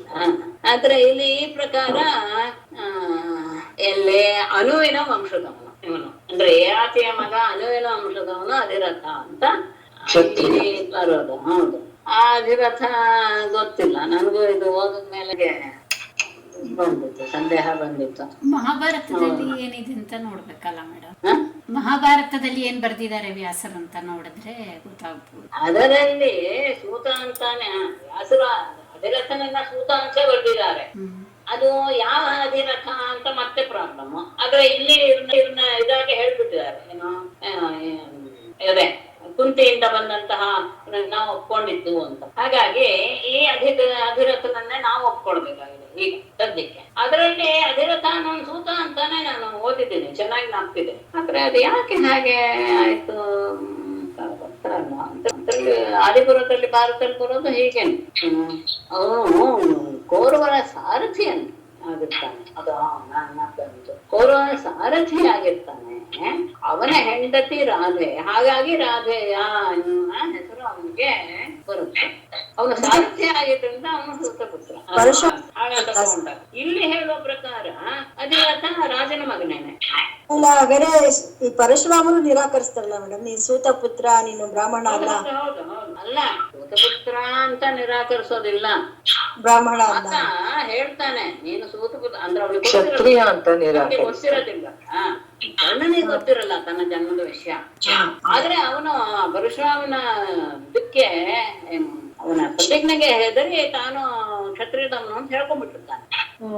ಅವನು ಒಮ್ಮೆ ಇದು ತೊಡೆ ಮೇಲೆ ಮಲಗಿರ್ದಾಗ ಆತನ ತೊಡೆಯನ್ನ ಒಂದು ಇದು ಹುಳ ಕಚ್ಚಕ್ ಶುರು ಮಾಡಿ ಆಗ ತೊಡೆಯಿಂದ ಹರಿದು ಬಂದಂತಹ ರಕ್ತ ಪರಶುರಾಮನನ್ನ ನೆನೆಸ್ಬಿಡುತ್ತೆ.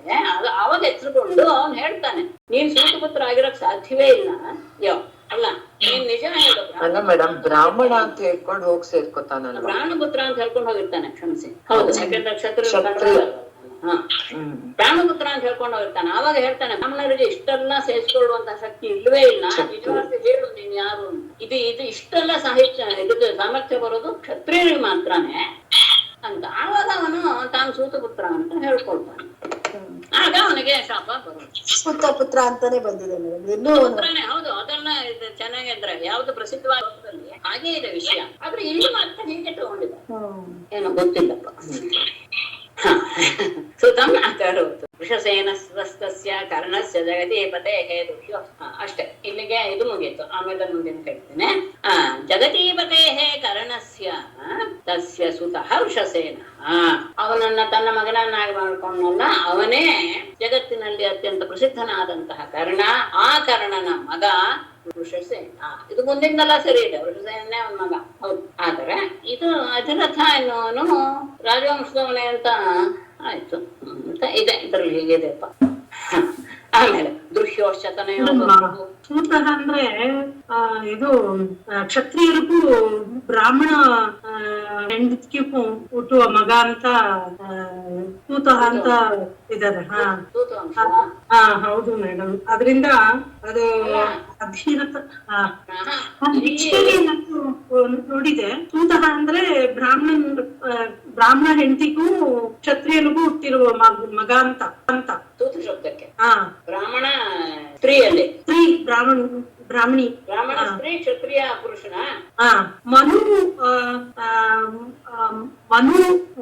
ಮನುಸ್ಮೃತಿನಲ್ಲಿ ಇದೆ ಅಂತ ಕೊಟ್ಟಿದ್ದಾರೆ. ಹಾಗಿದ್ರೆ ವಿದುರ ತಪ್ಪಾಗುತ್ತಲ್ವಾ ಮೇಡಮ್? ಇಲ್ಲ, ಅವನು ದಾಸಿ ಅಂದ್ರೆ ತಂದೆ ಹೇಳ್ತಾನೆ. ಹೌದು, ಅದು ಎಕ್ಸ್ಚೇಂಜ್.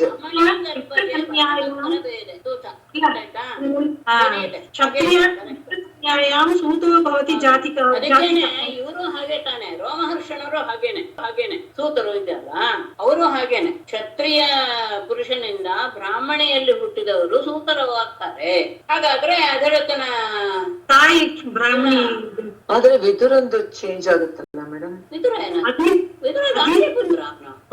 ಮತ್ತೆ ಬ್ರಾಹ್ಮಣ ಸ್ತ್ರೀಯಲ್ಲಿ ಅವನನ್ನು ಸೂತಪುತ್ರ. ಅವನನ್ನ ಸೂತ ಅಂತ ಹೇಳಲ್ಲ. ಸೂತ ಬೇರೆ ನಾವ್ ತಗೋತಾ ಇರೋದು. ಕ್ಷತ್ರಿಯನಿಂದ ಬ್ರಾಹ್ಮಣಿಯಲ್ಲಿ ಹುಟ್ಟಿದಂತಹ ಅವರು ಸೂತರು ಅಂತ. ಹಾಗಾದ್ರೆ ಏನಂತ ಅರ್ಥ ಮಾಡ್ಕೊಳ್ಬೇಕು? ಆ ಸತ್ಕರ್ಮನ ಹೆಂಡತಿ ಬ್ರಾಹ್ಮಣಿ ಅಂತ ಹೇಳ್ಬೇಕಾ? ಇರ್ಬೇಕು ಮೇಡಮ್. ಹಾಗೇನಾದ್ರೂ ಇಟ್ಕೊಳ್ಬೇಕು. ಹೌದು. ಹಾಗಾಗಿ ಆತ ಸೂತನ ಆಗ್ತಾನೆ. ಹಾಗಾಗಿ ಸೂತನ ಮಗ ಏನಾಗ್ತಾನೆ ಅಷ್ಟೇ. ಆಯ್ತು, ಸರಿಯಾದ ಸಿಕ್ತಲ್ಲ. ಅಂದ್ರೆ ಈಗ ನಾವೇನೋ ಸತ್ಕರ್ಮನನ್ನ ಬ್ರಾಹ್ಮಣಿ ಜೊತೆ ಮದುವೆ ಮಾಡಿಸಿದ್ದೀವಿ, ಗೊತ್ತಿಲ್ಲ. ಹಾಗೆ ಆದಾಗ ಅಧಿರಥ. ಆದ್ರೆ ಅಧಿರಥ ಇವನ ಸಾರಥಿ, ಕೌರವನ ಸಾರಥಿಯ. ಇದರ ಪ್ರಕಾರ, ಯಾವುದರ ಪ್ರಕಾರ? ಮಹಾಭಾರತದ ಪ್ರಕಾರ. ಸರಿ ಮೇಡಮ್, ಅದು ಡಿಕ್ಷನರಿನಲ್ಲಿ ಅಶ್ವಸಾರಥ್ಯಮೇವ ತೇಷಾಂ ಜೀವಿಕಾ ಅಂತಾನು ಕೊಟ್ಟಿದ್ದಾರೆ. ಅಲ್ಲ, ಹೌದು. ಅವರು ಸಾರಥಿಯಾಗಿಯೇ ತಮ್ಮ ಜೀವನವನ್ನು ನಡೆಸ್ತಾರೆ, ಅದು ಸರಿ. ಆದರೆ ಎನ್ನುವನು ಸತ್ಕರ್ಮನ ಮಗ, ಅವನಿಗೆ ಮಕ್ಕಳಿರ್ಲಿಲ್ಲ, ಈ ಮಗುವನ್ನ ತನ್ನ ಮಗನನ್ನೇ ಮಾಡ್ಕೊಂಡ ಅಂತ ತಾನೇ ತಗೊಂಡಿರೋದು. ಅವನು ಕೌರವನಿಗೆ ಸಾರಥಿಯಾಗಿದ್ದ ಎನ್ನುವಂತ ವಿಷಯ ಇಲ್ಲೇನು ತಗೊಂಡಿಲ್ಲ, ಆಗಿದ್ದ ಅಂತ ಇಟ್ಕೊಳ್ಳೋಣ ಅಷ್ಟೇ. ಹಾಗೇನೆ ರೋಮಹರ್ಷಣರು ಹಾಗೇನೆ, ಅವರು ಸೂತರು ಅಂದ್ರೆ ಈ ಪುರಾಣವನ್ನೆಲ್ಲ ಹೇಳುವವರು ಇದಾರಲ್ಲ, ಅವರೆಲ್ಲ ಸೂತರು.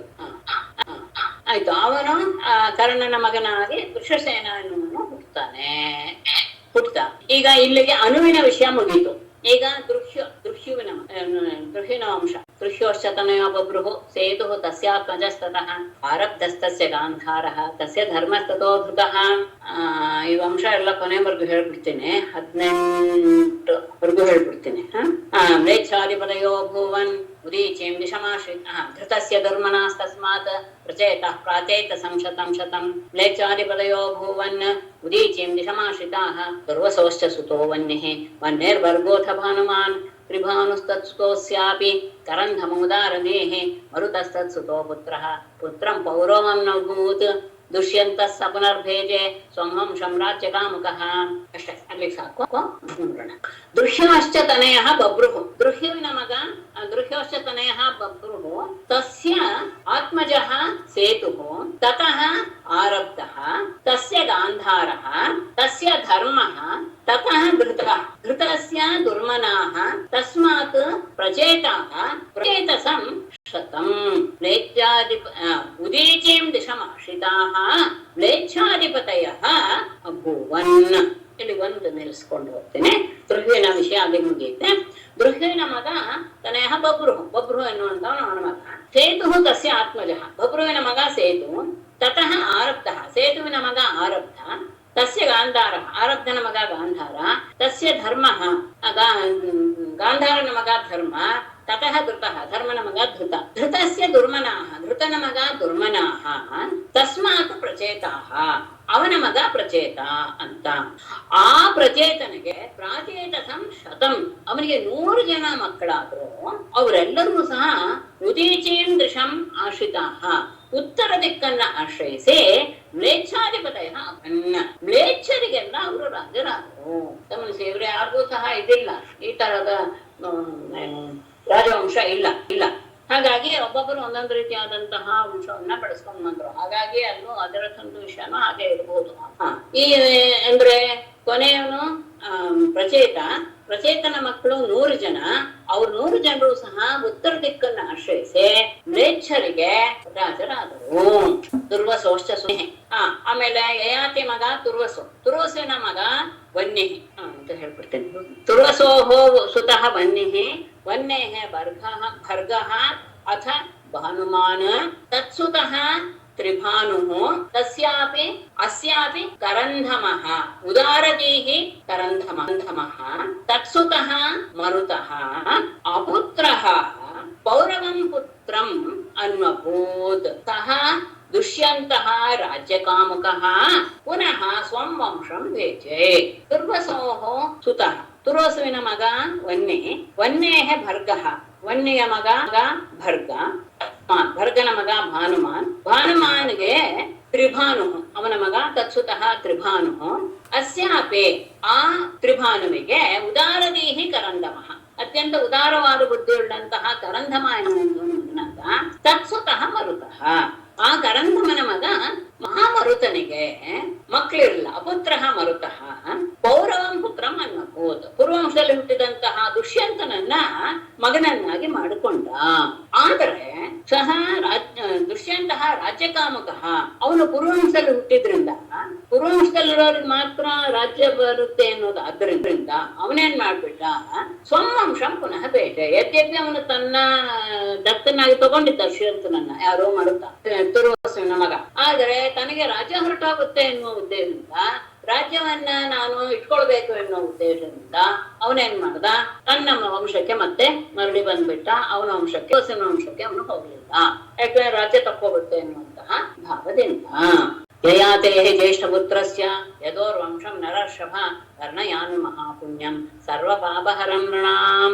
ಯದೋರ್ವಂಶಃ ನರಶ್ರುತ್ವಾ ಸರ್ವಪಾಪೈಃ ಪ್ರಮುಚ್ಯತೆ. ಯಯಾತೆ ಜ್ಯೇಷ್ಠಪುತ್ರಸ್ಯ ಯದೋಃ ವಂಶಂ ನರರ್ಷಭ ನೃಣಾಂ ಸರ್ವಪಾಪಹರಂ ಮಹಾಪುಣ್ಯಂ ವಂಶಂ ವರ್ಣಯಾಮಿ. ಯದೋಃ ವಂಶಂ ಶ್ರುತ್ವಾ ನರಃ ಸರ್ವಪಾಪೈಃ ಪ್ರಮುಚ್ಯತೆ. ಈಗ ಯದುವಿನ ಆರಂಭ. ಮೊದಲನೇವನು ಯದುವಿನ ವಿಷಯವನ್ನು ಈಗ ತಗೋತಾರೆ. ಯಯಾತೇಃ ಜ್ಯೇಷ್ಠಪುತ್ರಸ್ಯ. ಯಯಾತಿಯ ಹಿರಿಯ ಮಗನಾದಂತಹ ಯದೋಃ ವಂಶಂ, ಯದುವಿನ ವಂಶವನ್ನ ನರರ್ಷಭ ಪರಿಸ್ಥಿತಿಗೆ ಸಂಬೋಧನೆ ಸಾಧನೆ. ನೃಣಾಂ ಸರ್ವಪಾಪಹರಂ ಮಹಾಪುಣ್ಯಂ ವರ್ಣಯಾಮಿ. ಯದುವಿನ ವಂಶ ಅತ್ಯಂತ ಪವಿತ್ರವಾದದ್ದು. ಕೇಳದಂತಹವರ ಎಲ್ಲರ ಪಾಪಗಳನ್ನೆಲ್ಲ ಹೋಗಲಾಡಿಸುವಂತಹ ಆ ಪವಿತ್ರವಾದಂತಹ ಅಂಶವನ್ನ ವರ್ಣಯಾಮಿ ಹೇಳ್ತೇನೆ, ಕೇಳು. ಏಕೆಂದ್ರೆ ಯದೋಹ ವಂಶತ್ವ, ಯದುವಿನ ವಂಶವನ್ನ ಕೇಳಿದಂತಹ ನರಹ ಮನುಷ್ಯನು ಪಾಪಗಳಿಗೆ ಪ್ರಮುಚ್ಯತೆ. ಎಲ್ಲ ಪಾಪಗಳಿಂದಲೂ ಸಹ ಅವನು ಮುಕ್ತನಾಗ್ತಾನೆ. ಯಾಕೆ? ಹರಿ ಓಂ ಮೇಡಮ್. ವಂಶದವರು ಈ ಬ್ರಾಹ್ಮಣ ಸ್ತ್ರೀಗೆ ಮತ್ತೆ ಕ್ಷತ್ರಿಯ ಪುರುಷನಿಗೆ ಆಗಿದ್ದು ಅಂದ್ರೆ ಹಾಗಾದ್ರೆ ಕರ್ಣನ ಹೀಗೆ ಏನಿತ್ತು ಮೇಡಮ್? ಅಂದ್ರೆ ಪುತ್ರನೇ ಆದ್ರೂ ಅವನು ಅವನ್ನ ಹೀಯಾಳ್ಸಕ್ಕೆ ಏನ್ ಕಾರಣ ಇರ್ಲಿ? ಸೂತಪುತ್ರ ಹೇಗಮ್ಮ? ಕುಂತಿಯ ಮಗ ಅಲ್ವಮ್ಮ ಅವನು? ಸೂರ್ಯನ ಮಗ ಅಲ್ವಮ್ಮ? ಮಗ ಅಂತ ಇವಾಗ ಯಾರಿಗೂ ಗೊತ್ತಿರಲ್ವಲ್ಲ, ಪಾಂಡವರಿಗೆ ಆದ್ರೆ ಜನ್ಮನ ಅವನು ಸೂರ್ಯ ಮಗ ಅಲ್ವೇ? ಹಾ, ಅವನು ಕ್ಷತ್ರಿಯ ಮತ್ತೆ ದೈವ ಎರಡು ವಂಶ ಸೇರಿದ್ರು. ಆದ್ರೆ ಅವನು ಲೌಕಿಕವಾಗಿ ಸೂತಪುತ್ರ ಅಂತ ಗುರುತಿಸ್ಕೊಂಡಿರ್ತಾನಲ್ವಾ? ಡೆಫಿನೇಷನ್ ಬ್ರಾಹ್ಮಣ ಸ್ತ್ರೀ ಮತ್ತೆ ಕ್ಷತ್ರಿಯ ಪುರುಷ ಆದ್ರೂ ಸಹ ಅಲ್ಲಿ ಹೀಯಾಳ್ಸಕ್ಕೆ ಹೀನ ಜನ್ಮ ಅನ್ನಕ್ಕೆಲ್ಲ ಏನು ಕಾರಣ ಇರಲ್ಲ ಅಲ್ವಾ? ಅಲ್ಲ, ಸೂತರು ಯಾವ ಕೆಲಸ ಮಾಡ್ತಾರೆ ಅನ್ನೋದು ಪ್ರಧಾನ ಇಟ್ಕೋಬೇಕು. ಯಾವಾಗ ಅಂತಹ ವಂಶದಲ್ಲಿ ಹುಡುಗವನು ಸೂತರು ಅಂದ್ರೆ ಯಾವಾಗಲೂ ಸಾರಥಿಯಾಗಿ ಅವರು ತಮ್ಮ ಜೀವನ ವೃತ್ತಿಯನ್ನ ನಡೆಸೋದು ಅಂತ ಅರ್ಥ. ಹಾಗೆ ಆದಾಗ ಲೋಕದಲ್ಲಿ ಅದು ಇದೆ ಅಲ್ವೇ? ಅದೇ, ಹಾಗಾದ್ರೆ ಅವ್ನು ರಾಜ ಅಲ್ಲ ಅಂತ ನಾವು ಕನ್ಸಿಡ್ಕೋಬೇಕು. ಅದಿರಥ ಅದೇ ಹಾಗೇನೋ ಆಗಿದೆ ಅಂತ ಇಟ್ಕೊಳ್ಬೇಕು. ಈಗ ಸೂತನ ವಂಶದ ಇದಕ್ಕೆ ಹೋಗ್ತಾದ್ಮೇಲೆ, ಅರ್ಥ ಹೋಗ್ತಾದ್ಮೇಲೆ ಹಾಗೆ ಇಟ್ಕೊಳ್ಬೇಕೇನೋ ಹಾಗಾಗಿದೆ ಅಂತ. ಅಂದ್ರೆ ಇವರು ಸುಮ್ನೆ ಅದನ್ನ ಹೇಳ್ಕೊಂಡು ಹೋಗಿದ್ದಾರೆ ಹೊರತು ಅವರು ವಂಶವನ್ನ ಹೇಳೋದು ಅಲ್ವಲ್ಲ ಮುಖ್ಯ. ಕೆಲವು ಕಡೆ ಹೇಳಿದ್ದಾರೆ, ಅಂದ್ರೆ ಯಾರ್ಯಾರೆಲ್ಲ ಬೇರೆಯವರು ಹುಟ್ಟಿದ್ರು ಇತ್ಯಾದಿ ಅದರ ಬಗ್ಗೆ ಏನು ಹೇಳಿಲ್ಲ. ಅದೇನ್ ಪ್ರಧಾನ ಅಂದ್ಕೊಳ್ಳೇನ ಹೇಳಿ. ನಮಸ್ಕೃತ್ಯ ದೇವೇನ ಸರಸ್ವತಿಯನ್ನು ತಟೋದಯಂ ಇದರಲ್ಲಿ ಚಂದ್ರವಂಶವನ್ನ ತಗೊಂಡ್ರು. ಚಂದ್ರವಂಶ ಕ್ಷೇಮಕ ಎನ್ನುವ ರಾಜನೊಂದಿಗೆ ಸಮೀಪದಲ್ಲಿ ಅದು ಕೊನೆಗೊಳ್ಳುತ್ತೆ. ಅದಾದ್ಮೇಲೆ ಮಗಧ ದೇಶದ ರಾಜರ ವಿಷಯವನ್ನು ಜರಾಸಂಧನವರಿಗೆ ಗೊತ್ತೇ ಇದೆ. ಅಂದ್ರೆ ಅಲ್ಲಿವರೆಗೂ ಸಹ ವರ್ತಮಾನ, ಆಮೇಲೆ ಭವಿಷ್ಯತ್ ವಿಷಯವನ್ನ ಎಲ್ಲ ಕೊಟ್ಟಿದ್ದಾರೆ. ಅವನ ಮಗ ಅಂತ ಬೃಹದ್ರಥನ ವಂಶ ಜರಾಸಂಧ ಶುರು ಅಂದ್ರೆ 1000 ವರ್ಷಗಳವರೆಗೂ ಸಹ ಅವರು ರಾಜ್ಯಭಾರ ಮಾಡ್ತಾರೆ ಅಂತ ಇದೆ. ಬೃಹದ್ರಥ ಗಂಗನಾಪ ಇವರೆಲ್ಲರೂ ಸಹ ಈಗ ಹೇಳ್ತಾರೆ ಮಗಧ ವಂಶದವರೆಲ್ಲರೂ ಸಹ ಮಗಧ ದೇಶದ ರಾಜರಾದ್ದರಿಂದ ಮಗಧ ವಂಶ ಅಂದ್ರೆ ಬೃಹದ್ರಥನ ವಂಶ ಮತ್ತು ಮಗಧ ವಂಶ ಒಂದೇ ಅನ್ನೋದು ವಿಷಯ. ಆಮೇಲೆ ಯಯಾತಿಯ ಅನುವಿನ ವಿಷಯವನ್ನು ತಗೊಂಡ್ರು. ಅನುವಿನರಲ್ಲಿ ವಿಶೇಷ ಏನು ಇಲ್ಲ. ಅದರಲ್ಲಿ ಉಷೇನರ ಮತ್ತು ತಿತಿಕ್ಷು ಎನ್ನುವಂಥವರು ಮಹಾಮನನಿಗೆ ಇಬ್ಬರು ಮಕ್ಕಳು. ಅದರಲ್ಲಿ ಉಷೇನರನ ಮಕ್ಕಳು ಶಿಬಿ ಇತ್ಯಾದಿ. ಉಷೇನರನ ತಮ್ಮ ತಿತಿಕ್ಷು ಎನ್ನುವಂಥವನಿಗೆ ಬೃಹದ್ರಥನ ಮಗ ಹೇಮನ ಮಗ ಸುತಪನ ಮಗ ಯಾಕೆ ತಗೊಂಡೆ ಅಂದ್ರೆ ಬಲಿಗೆ ಸಂತತಿ ಇರಲ್ಲ, ಹಾಗಾಗಿ ಬಲಿಯ ಪತ್ನಿಯಲ್ಲಿ ದೀರ್ಘತಮ ಎನ್ನುವಂತಹ ಋಷಿಯಿಂದ 6 ಜನ ಮಕ್ಕಳು ಹುಡ್ತಾರೆ. ಅವರೆಲ್ಲರ ಹೆಸರೇ ಆ ದೇಶಕ್ಕೂ ಸಹ ಬಂದಿದೆ. ಅಂದ್ರೆ ಅವರು ತಮ್ಮ ಹೆಸರಿನಿಂದಲೇ ರಾಜ್ಯವನ್ನು ಸ್ಥಾಪನೆ ಮಾಡಿದ್ರು ಅನ್ನೋದು ವಿಶೇಷ. ಅಂಗ, ವಂಗ, ಕಳಿಂಗ, ಸುಮ, ಪುಂಡ್ರ ಮತ್ತು ಆಂಧ್ರ ಇಷ್ಟು ಪೂರ್ವ ದಿಕ್ಕಿನಲ್ಲಿ 6 ದೇಶಗಳನ್ನ ಅವರು ಸ್ಥಾಪಿಸಿದರು ಅನ್ನೋದು ವಿಶೇಷ. ಆಮೇಲೆ ಮಧ್ಯದಲ್ಲಿ ಚಿತ್ರರಥ ಎನ್ನುವಂಥವನು ಬರ್ತಾನೆ. ಅಂದ್ರೆ ಅಂಗನ ಮಗ ಅಂದ್ರೆ ಜ್ಯೇಷ್ಠ, ಖನಪಾನನ ಮಗ ದೇವರಥನ ಮಗ ಧರ್ಮರಥನ ಮಗ ಚಿತ್ರರಥ. ಆ ಚಿತ್ರರಥ ಅಂತ ಪ್ರಸಿದ್ಧಿಗಿಂತ ರೋಮಪಾದ ಎನ್ನುವಂತಹ ಪ್ರಸಿದ್ಧಿಯೇ ಹೆಚ್ಚಿದೆ. ಆತ ದಶರಥನ ಮಿತ್ರನಾಗಿದ್ದ. ರೋಮಪಾದನಿಗೆ ಮಕ್ಕಳಿರ್ಲಿಲ್ಲ ಅನ್ನೋ ಉದ್ದೇಶದಿಂದ ದಶರಥ ತನ್ನ ಮಗಳಾದಂತಹ ಶಾಂತೆಯನ್ನ ಅವನಿಗೆ ದತ್ತ ರೂಪದಲ್ಲಿ ಕೊಟ್ಟಿದ್ದ. ಅವಳ ವಿವಾಹ ಋಷ್ಯಶೃಂಗಮನಿಯ ಜೊತೆಗೆ ಆಗತ್ತೆ. ಹೇಗೆ, ಅದಕ್ಕೇನ್ ಸಂಬಂಧ ಅನ್ನೋದನ್ನ ಹೇಳ್ತಾರೆ. ವಿಭಾಂಡಕ ಮಹರ್ಷಿಯ ಮಗ ಋಷ್ಯಶೃಂಗ ಜಿಂಕೆಯ ಹೊಟ್ಟೆಯಲ್ಲಿ ಹುಟ್ಟಿದವನು. ಒಮ್ಮೆ ರೋಮಪಾದನ ದೇಶದಲ್ಲಿ 12 ವರ್ಷಗಳ ಕಾಲ ಮಳೆಯೇ ಆಗೋದಿಲ್ಲ. ಎಷ್ಟು ಅಂದ್ರೆ ಪರಸ್ಪರ ಒಬ್ಬರು ಕೊಂದ್ಕೊಂಡು ತಿನ್ನೋ ಪರಿಸ್ಥಿತಿ ಆಗ್ಬಿಟ್ಟಿರುತ್ತೆ. ಅಂತಹ ಸಂದರ್ಭದಲ್ಲಿ ಏನ್ ಮಾಡ್ಬೇಕು ಅಂತ ಹೇಳಿದಾಗ ಋಷ್ಯಶೃಂಗ ರಾಜ್ಯಕ್ಕೆ ಬಂದ್ರೆ ಮಳೆ ಬರುತ್ತೆ ಎನ್ನುವಂತಹ ವಿಷಯ ಗೊತ್ತಾಗುತ್ತೆ. ಆತನನ್ನ ಕರ್ಕೊಂಡು ಬರೋದೇ ಒಂದು ದೊಡ್ಡ ಸವಾಲಾಗಿತ್ತು. ಯಾಕೆಂದ್ರೆ ಕಾಡಿನಲ್ಲಿರುವಂತಹ ವಿಭಾಂಡಕ ಮನೆಯ ಶಾಪಕ್ಕೆ ಎಲ್ಲರೂ ಹೆದರ್ತಾ ಇದ್ರು. ಆದರೂ ಸಹ 1 ಜನ ಉಪಾಯ ಮಾಡಿ ಕರ್ಕೊಂಡು ಬರಕ್ಕೆ ಅಂತ ಒಂದಷ್ಟು ಜನ ಸುಂದರಿಯರೇ ಹೋಗ್ತಾರೆ. ಯಾಕೆಂದ್ರೆ ಆತ ಹುಟ್ಟಿದಾಗ್ಲಿಂದ ಸ್ತ್ರೀಯರನ್ನು ನೋಡಿರೋದಿಲ್ಲ, ಮತ್ತೆ ನಗರದ ವಿಷಯ ಅದನ್ನ ಏನು ಗೊತ್ತಿರೋದಿಲ್ಲ. ಅದನ್ನೆಲ್ಲ ಅವನಿಗೆ ಪರಿಚಯ ಮಾಡಿಸಿ ಅದರಲ್ಲಿ ಅವನಿಗೆ ಅಭಿಲಾಷೆ ಹುಟ್ಟು ಹಾಗೆ ಮಾಡಿ ಭಾಂಡಕ ಮನೆ ಇಲ್ಲದೆ ಇರುವಂತಹ ಸಂದರ್ಭದಲ್ಲಿ ಆತನನ್ನ ನಗರಕ್ಕೆ ಕರ್ಕೊಂಡು ಬಂದ್ಬಿಡ್ತಾರೆ. ಬಂದ ತಕ್ಷಣವೇ ಮಳೆ ಸುರು ಹೋಗುತ್ತೆ. ಬಹಳ ಸಂತೋಷವಾಗಿ ರೋಮಪಾದ ತನ್ನ ಮಗಳನ್ನ ಕೊಟ್ಟು ಮದುವೆ ಮಾಡ್ತಾನೆ. ಇಲ್ಲೂ ಸಹ ಅಷ್ಟೇ ಮಳೆ ಬರ್ತಿದ್ರೆ ಅಲ್ಲಿ ಕಿಗ್ಗ ಅಂತ ಇದೆ ಋಷ್ಯಶೃಂಗರ ಜನ್ಮಸ್ಥಾನ, ಅಲ್ಲಿ ಪೂಜೆ ಮಾಡೋದು ಉಂಟು. ಮಳೆ ಹೆಚ್ಚಾದ್ರೂ ಸಹ ಅಲ್ಲಿ ಹೋಗಿ ಪೂಜೆ ಮಾಡೋ ಪದ್ಧತಿ ಈಗಲೂ ಸಹ ನಡ್ಕೊಂಡ್ ಬಂದಿದೆ ಅನ್ನೋದು ವಿಶೇಷ. ಆಮೇಲೆ ರೋಮಪಾದನಿಗೆ ಗಂಡು ಸಂತತಿ ಇಲ್ಲವಾದ್ದರಿಂದ ಋಷಿಶೃಂಗನಿಗೆ ಯಜ್ಞವನ್ನು ನಡೆಸಿ ಆತನಿಗೆ ಮಗುವ ಗಂಡು ಮಗು ಹುಟ್ಟುವ ಹಾಗೆ ಮಾಡಿದ. ಆತನೇ ಚತುರಂಗ. ದಶರಥನೂ ಸಹ ಋಷಿಶೃಂಗನ ಅನುಗ್ರಹದಿಂದಲೇ ಪುತ್ರಕಾಮೇಷ್ಟಿ ಆಗುವಂತೆ 4 ಜನ ಮಕ್ಕಳನ್ನು ಪಡೆದ ಅನ್ನೋದು ವಿಶೇಷ ಅಷ್ಟೇ. ಅದರಲ್ಲಿ ವಿಶೇಷ ಏನೇನು ಇಲ್ಲ. ಆಮೇಲೆ ಕೊನೆಯಲ್ಲಿ ಸತ್ಕರ್ಮ ಅಂತ ಚತುರಂಗ, ರೋಮಪಾದನಿಂದ ಚತುರಂಗ, ಪೃಥುಲಾಶ್ವನಿಗೆ 3 ಜನ ಮಕ್ಕಳು, ಬೃಹದ್ರಥ, ಬೃಹತ್ಕರ್ಮ, ಬೃಹತ್ಮಾನ ಅಂತ. ಮೊದಲನೇವನಿಗೆ ಬೃಹನ್ಮನ, ಅವನ ಮಗ ಜಯದ್ರಥ. ಜಯದ್ರಥನ ಮಗ ಸಂಭೂತಿ, ಜಯದ್ರಥನ ಪತ್ನಿ ಸಂಭೂತಿ. ಆ ಜಯದ್ರಥನ ಅವಳಲ್ಲಿ ವಿಜಯನ ಜನ್ಮವಾಗುತ್ತೆ. ವಿಜಯನಿಗೆ ಧೃತಿ ಎನ್ನುವ ಮಗ, ಧೃತಿಗೆ ಧೃತವ್ರತ, ಧೃತವ್ರತನಿಗೆ ಸತ್ಕರ್ಮ, ಸತ್ಕರ್ಮನಿಗೆ ಅಜರಥ ಎನ್ನುವಂತಹ ಮಗ.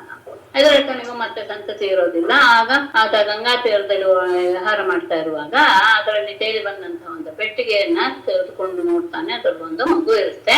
ಆ ಮಗು ಕುಂತಿ ಕನ್ಯಾವಸ್ಥೆಯಲ್ಲಿಯೇ ಸೂರ್ಯನ ಅನುಗ್ರಹದಿಂದ ಪಡೆದಂತಹ ಮಗು ಆಗಿರುತ್ತೆ.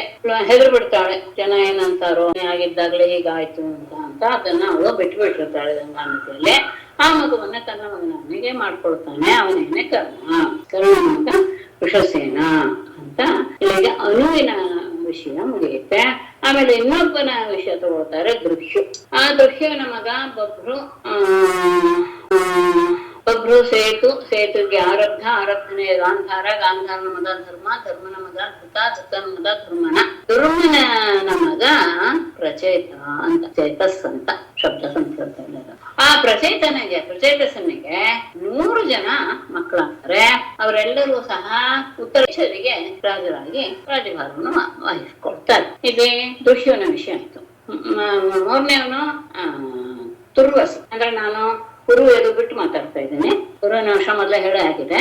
ಮತ್ತೆ ತಲೆ ಬಂದಂತಹ 3 ಜನ ಯದುವಿನ ಅಂಶ ಕೊನೆಯಲ್ಲಿ ಹೇಳ್ತಾರೆ. ತುರ್ವಸುವಿಗೆ ವನ್ನಿಗೆ ಭರ್ಗನಿಗೆ ಭಾನುಮಾನ, ತ್ರಿಭಾನು, ಕರಂಧಮನಿಗೆ ಒಂದು ವಿಶೇಷಣ ಹೇಳ್ತಾರೆ. ಅವನು ಅತ್ಯಂತ ಉದಾರ ಮನಸ್ಕನಾಗಿದ್ದ ಅಂತ. ಕರಂಧಮನ ಮಗ ಮರುತ ಮತ್ತೆ ಸಂತಾನ ರಹಿತನಾಗಿದ್ದಾಗ ಅವನು ಪೂರ್ವಂಶದ ದುಷ್ಯಂತನನ್ನ ತನ್ನ ಮಗನನ್ನಾಗಿ ಮಾಡ್ಕೊಂಡಿರ್ತಾನೆ. ಆದರೆ ಪೂರ್ವಂಶದವರ ಹತ್ರ ಯಯಾತಿಯ ಮಕ್ಕಳಲ್ಲಿ ರಾಜ್ಯ ಎನ್ನುವಂತಹ ಭಾವ ಇರೋದ್ರಿಂದ ಆ ವಂಶವನ್ನು ಬಿಟ್ಟು ಹೋದಕ್ಕೆ ಅವನಿಗೆ ಮನಸ್ಸು ಆಗಲ್ಲ. ಯಾರಿಗೆ? ದುಷ್ಯಂತನಿಗೆ. ಅಂದ್ರೆ ಆ ದುಷ್ಯುವಿನ ವಂಶವನ್ನು ಒಪ್ಕೊಳ್ಳಕ್ಕೆ ಅವನಿಗೆ ಮನಸ್ಸಾಗಲ್ಲ. ಮತ್ತೆ ಅವನು ತನ್ನ ವಂಶಕ್ಕೆ ಮರಳಿ ಬಿಡ್ತಾನೆ. ಯಾಕೆಂದ್ರೆ ರಾಜ್ಯ ಬಿಟ್ಟು ಹೋಗುತ್ತೆ ಎನ್ನುವಂತಹ ಉದ್ದೇಶದಿಂದ. ಈಗ ಯದುವಿನ ವಂಶವನ್ನ ಹೇಳ್ತಾರೆ. ಯದುವಿನ ವಂಶ ಬಹಳ ಪವಿತ್ರವಾದದ್ದು. ಯಾಕೆ ಅಂತ ಹೇಳಿದ್ರೆ ಸ್ವಯಂ ಭಗವಂತನೇ ಅಲ್ಲಿ ಮನುಷ್ಯ ರೂಪದಿಂದ ಅವತರಿಸಿದ ಎನ್ನುವುದು ವಿಶೇಷ. ಯತ್ರಾವತೀರ್ಣೋ ಭಗವಾನ್ ಪರಮಾತ್ಮ ನರಾಕೃತಿ ಯದೋ ಸಹಸ್ರಜಿತ್ ಪ್ರೋಷ್ಟ ನಲೋ ರಿಪುರಿಶ್ರುತ. ಎಲ್ಲಿ ಪರಮಾತ್ಮ ಮನುಷ್ಯ ರೂಪದಲ್ಲಿ ಅವತಾರ ಮಾಡಿದ್ನೋ ಅಂತಹ ಯದುವಿಗೆ ಸಹಸ್ರಜಿತ್ ಕ್ರೋಷ್ಟ ನಲಃ ರಿಪುಃ ಇತಿ ಶ್ರುತಾಃ ಚತ್ವಾರಃ ಸೂನವಃ ಅಂತ ಮುಂದೆ ಅನ್ಯ. ತತ್ರ ಶತಜಿತ್ ಪ್ರಥಮಾತ್ಮಜಃ ಮಹಾಹಯಃ ವೇಣುಹಯಃ ಹಯಶ್ಚೇತಿ ತತ್ಸುತಃ. ಯದುವಿಗೆ ಸಹಸ್ರಜಿತ್ ಕ್ರೋಷ್ಟ ಅನಲ ರಿಪು ಅಂತ ಪ್ರಸಿದ್ಧರಾದಂತಹ ಚತ್ವಾರಃ ಸೂನವಃ 4 ಜನ ಮಕ್ಕಳಿದ್ರು. ತತ್ರ ಶತಜಿತ್, ಅದರಲ್ಲಿ ಶತಜಿತ್ ಎನ್ನುವನು ಯಾರಿಗೆ? ಸಹಸ್ರಜಿತ್ಗೆ. ಪ್ರಥಮಾತ್ಮಜ ಅಂದ್ರೆ ಯದುವಿನ ಮೊದಲನೇ ಮಗನಾದ ಸಹಸ್ರಜಿತ್ಗೆ ಶತಜಿತ್ ಎನ್ನುವಂಥವನು ಮೊದಲನೆಯ ಮಗನಾಗದ. ಅವನಿಗೆ ಮಹಾಹಯ ತತ್ಸುತಾಹ ಮಹಾಹಯ ವೇಣುಹಯ ಹಯಹಯ ಇತಿ. ಆ ಶತಜಿತ್ಗೆ ಮಹಾಹಯ ವೇಣುಹಯ ಹಯಹಯ ಅಂತ 3 ಜನ ಮಕ್ಕಳು.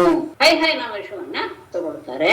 ಯಾಕೆಂದ್ರೆ ಹಯಹಯವನ ವಂಶದವನು ತರ್ಕವಿದರ್ಶನ, ಅದು ವಿಶೇಷ, ಅದರಿಂದ ತಗೋತಾರೆ. ಯತ್ರಾವತೀರ್ಣೋ ಭಗವಾನ್ ಪರಮಾತ್ಮ ನರಾಕೃತಿ ಯದೋಃ ಸಹಸ್ರಜಿತ್ ಕ್ರೋಷ್ಟ ನಲೋ ತ್ರಿಪುರಿತಿ ಶ್ರುತಾಃ.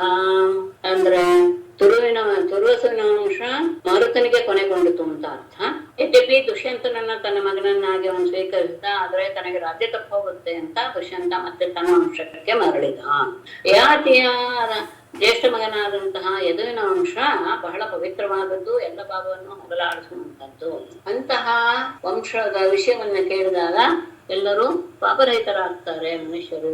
ಅಂತಹ ಅಂಶವನ್ನ ನಾನು ನಿಮಗೆ ಹೇಳ್ತೇನೆ. ಯಾಕೆ ಅಷ್ಟಲ್ಲ ಅದಕ್ಕೆ ಆ ಅಂಶಕ್ಕೆ ಪಾವಿತ್ರ್ಯ ಅಂದ್ರೆ, ಯತ್ರ ಭಗವಾನ್ ಪರಮಾತ್ಮ ನರಾಕೃತಿ ಅವತೀರ್ಣ. ಯತ್ರ ಯಾವ ಯದುವಿನ ಅಂಶದಲ್ಲಿ ಭಗವಾನ್ ಪರಮಾತ್ಮ ಭಗವಂತನಾದ ಪರಮಾತ್ಮನು ನರಾಕೃತಿ ಮನುಷ್ಯರ ರೂಪದಲ್ಲಿ ಅವತೀರ್ಣ ಅವತಾರ ನೀಡಿದ್ದ. ಹಾಗಾಗಿ ಯದುವಿನ ಅಂಶ ಅತ್ಯಂತ ಪವಿತ್ರ ಮತ್ತು ಎಲ್ಲ ಪಾಪಗಳನ್ನು ಹೋಗಲಾಡಿಸುವಂತದ್ದು ಅದರ ಶ್ರವಣ ಮಾತ್ರದಿಂದ. ಧರ್ಮಸ್ತು ಹೈಹಯ ಸುತಃ ನೇತ್ರ ಕುಂತೆ ಪಿತಾ ತತಃ ಸೋಹಂಜಿ ಅಭವತ್ ಕುಂತೆ ಮಹಿಷ್ಮಾನ್ ಭದ್ರಸೇನಕಃ. ಹೈಹಯ ಧರ್ಮ ತು ಹೈಹಯ ಸುತಃ ತಸ್ಯ ಅಂತ ಇಟ್ಕೋಬೇಕು ಅಂದ್ರೆ ಧರ್ಮಸ್ಯ ಇತ್ಯರ್ಥಃ. ನೇತ್ರ ಕಃ ಸಹ ಕುಂತೆ ಪಿತಾ ತತಃ ನಾಮ ಕುಂತೆ ಇತ್ಯರ್ಥಃ. ಸೋಹಂಜಿ ಅಭವತ್ ತತಃ ಕುಂತೆ ಮತ್ತೆ ಇದೆ ಶಬ್ದ ಇದೆ, ಹಾಗಾಗಿ ಕುಂತೆ ಸೋಹಂಜಿ ಮಹಿಷ್ಮಾನ್ ಭದ್ರಸೇನಕಃ ಅಂದ್ರೆ ಕ್ರಮವಾಗಿ ಒಬ್ಬೊಬ್ಬನೇ ಮಕ್ಕಳು. ಹೈಹಯ ಸುತಃ ಧರ್ಮ, ಹೈಹಯನ ಮಗ ಧರ್ಮ, ತಸ್ಯ ನೇತ್ರ ಅವನ ಮಗ ನೇತ್ರ ಅಂತ ಅರ್ಥ. ಅವನು ಕುಂತೆ ಪಿತ ಕುಂತಿ ಎನ್ನುವನ ಮಗ ಅಂತ. ಸರಿ, ಕುಂತಿ ಎನ್ನುವ ಮಗನ ಜನ್ಮಕ್ಕೆ ಕಾರಣ ಆದವನು ಅಂದ್ರೆ ನೇತ್ರನ ಮಗ ಕುಂತಿ. ತತಃ ಆ ಕುಂತಿಗೆ ಕುಂತೆ ಸೋಹಂಜಿ ಎನ್ನುವಂತಹ ಒಬ್ಬ ಮಗ ಹುಟ್ಟಿದ ಅಭವತ್. ಆಮೇಲೆ ಸೋಹಂಜಿಗೆ ಮಹಿಷ್ಮಾನನಿಗೆ ಭದ್ರಸೇನಕ ಎನ್ನುವಂತಹ ಮಗ ಹುಟ್ಟಿದ. ಆಮೇಲೆ ದುರ್ಮದಃ ಭದ್ರಸೇನಸ್ಯ ಧನಕಃ ಕೃತವೀರ್ಯಸೂಃ ಕೃತಾಗ್ನಿಃ ಕೃತವರ್ಮ ಚ ತತೋಜಾಃ ಧನಕಾತ್ಮಜಾಃ. ಭದ್ರಸೇನಸ್ಯ ದುರ್ಮದಃ ಧನಕಃ ಕೃತವೀರ್ಯಸೂಃ ಅಂತ ಮತ್ತೆ ಅನ್ವಯ ಅರ್ಥ ಹೇಳ್ತೇನೆ. ಕೃತವೀರ್ಯಸೂಃ ಕೃತಾಗ್ನಿಃ ಕೃತವರ್ಮ ಕೃತೋಜಾಃ ಜನಕಾತ್ಮಜಾಃ. ಭದ್ರಸೇನನಿಗೆ ಅಂದ್ರೆ ಮಹಿಷ್ಮಾನನ ಮಗ ಭದ್ರಸೇನನಿಗೆ ದುರ್ಮದಃ ಧನಕಃ, ದುರ್ಮದ ಮತ್ತು ಧನಕ ಎನ್ನುವಂತ ಇಬ್ರು ಮಕ್ಕಳು. ಆ ಧನಕ ಕೃತವೀರ್ಯಸೂಹು ಅಂದ್ರೆ ಕೃತವೀರ್ಯ ಎನ್ನುವಂತಹ ಜನ್ಮಕ್ಕೆ ಕಾರಣೀಭೂತನಾದವನು ಒಂದು. ಆಮೇಲೆ ಅವನ ಅಷ್ಟೇ ಅಲ್ಲದೆ ಧನಕಾತ್ಮಜಾಹ ಧನಕನಿಗೆ ಕೃತಾಗ್ನಿ ಕೃತವರ್ಮ ಕೃತೌಜಾಹ ಅಂತ ಒಟ್ಟು ಕೃತವೀರ್ಯನ್ನು ಸೇರಿಸಿದ್ರೆ 4 ಜನ ಮಕ್ಕಳು ಧನಕನಿಗೆ ಇದ್ರು.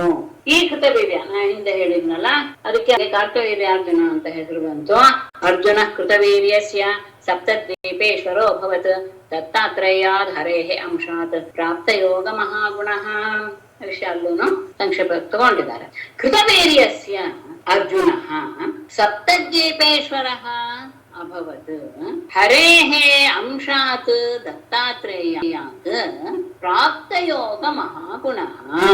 ಕೃತವೀರ್ಯಸ್ಯ ಯಾರ ಧನಕನ ಮಗ ಹಿರಿಯ ಮಗ ಕೃತವೀರ್ಯನಿಗೆ ಅರ್ಜುನ ಎನ್ನುವಂತಹ ಒಬ್ಬ ಮಗ ಹುಟ್ಟಿದ. ಅವನು ಸಪ್ತದ್ವೀಪೇಶ್ವರ ಅಭವತ್. ಅವನು ಸಪ್ತದ್ವೀಪಗಳಿಗೂ ಸಹ ಅವನು ಸಾರ್ವಭೌಮ ರಾಜನಾಗಿದ್ದ.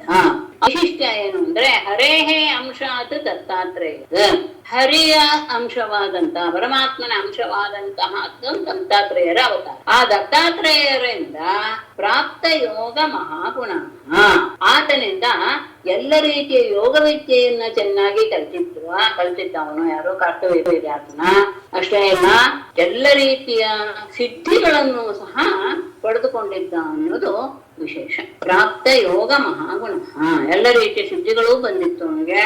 ಎಲ್ಲ ರೀತಿಯ ಯೋಗದ ವಿಷಯದಲ್ಲೂ ಅವನಿಗೆ ಜ್ಞಾನ ಬಂದಿತ್ತು.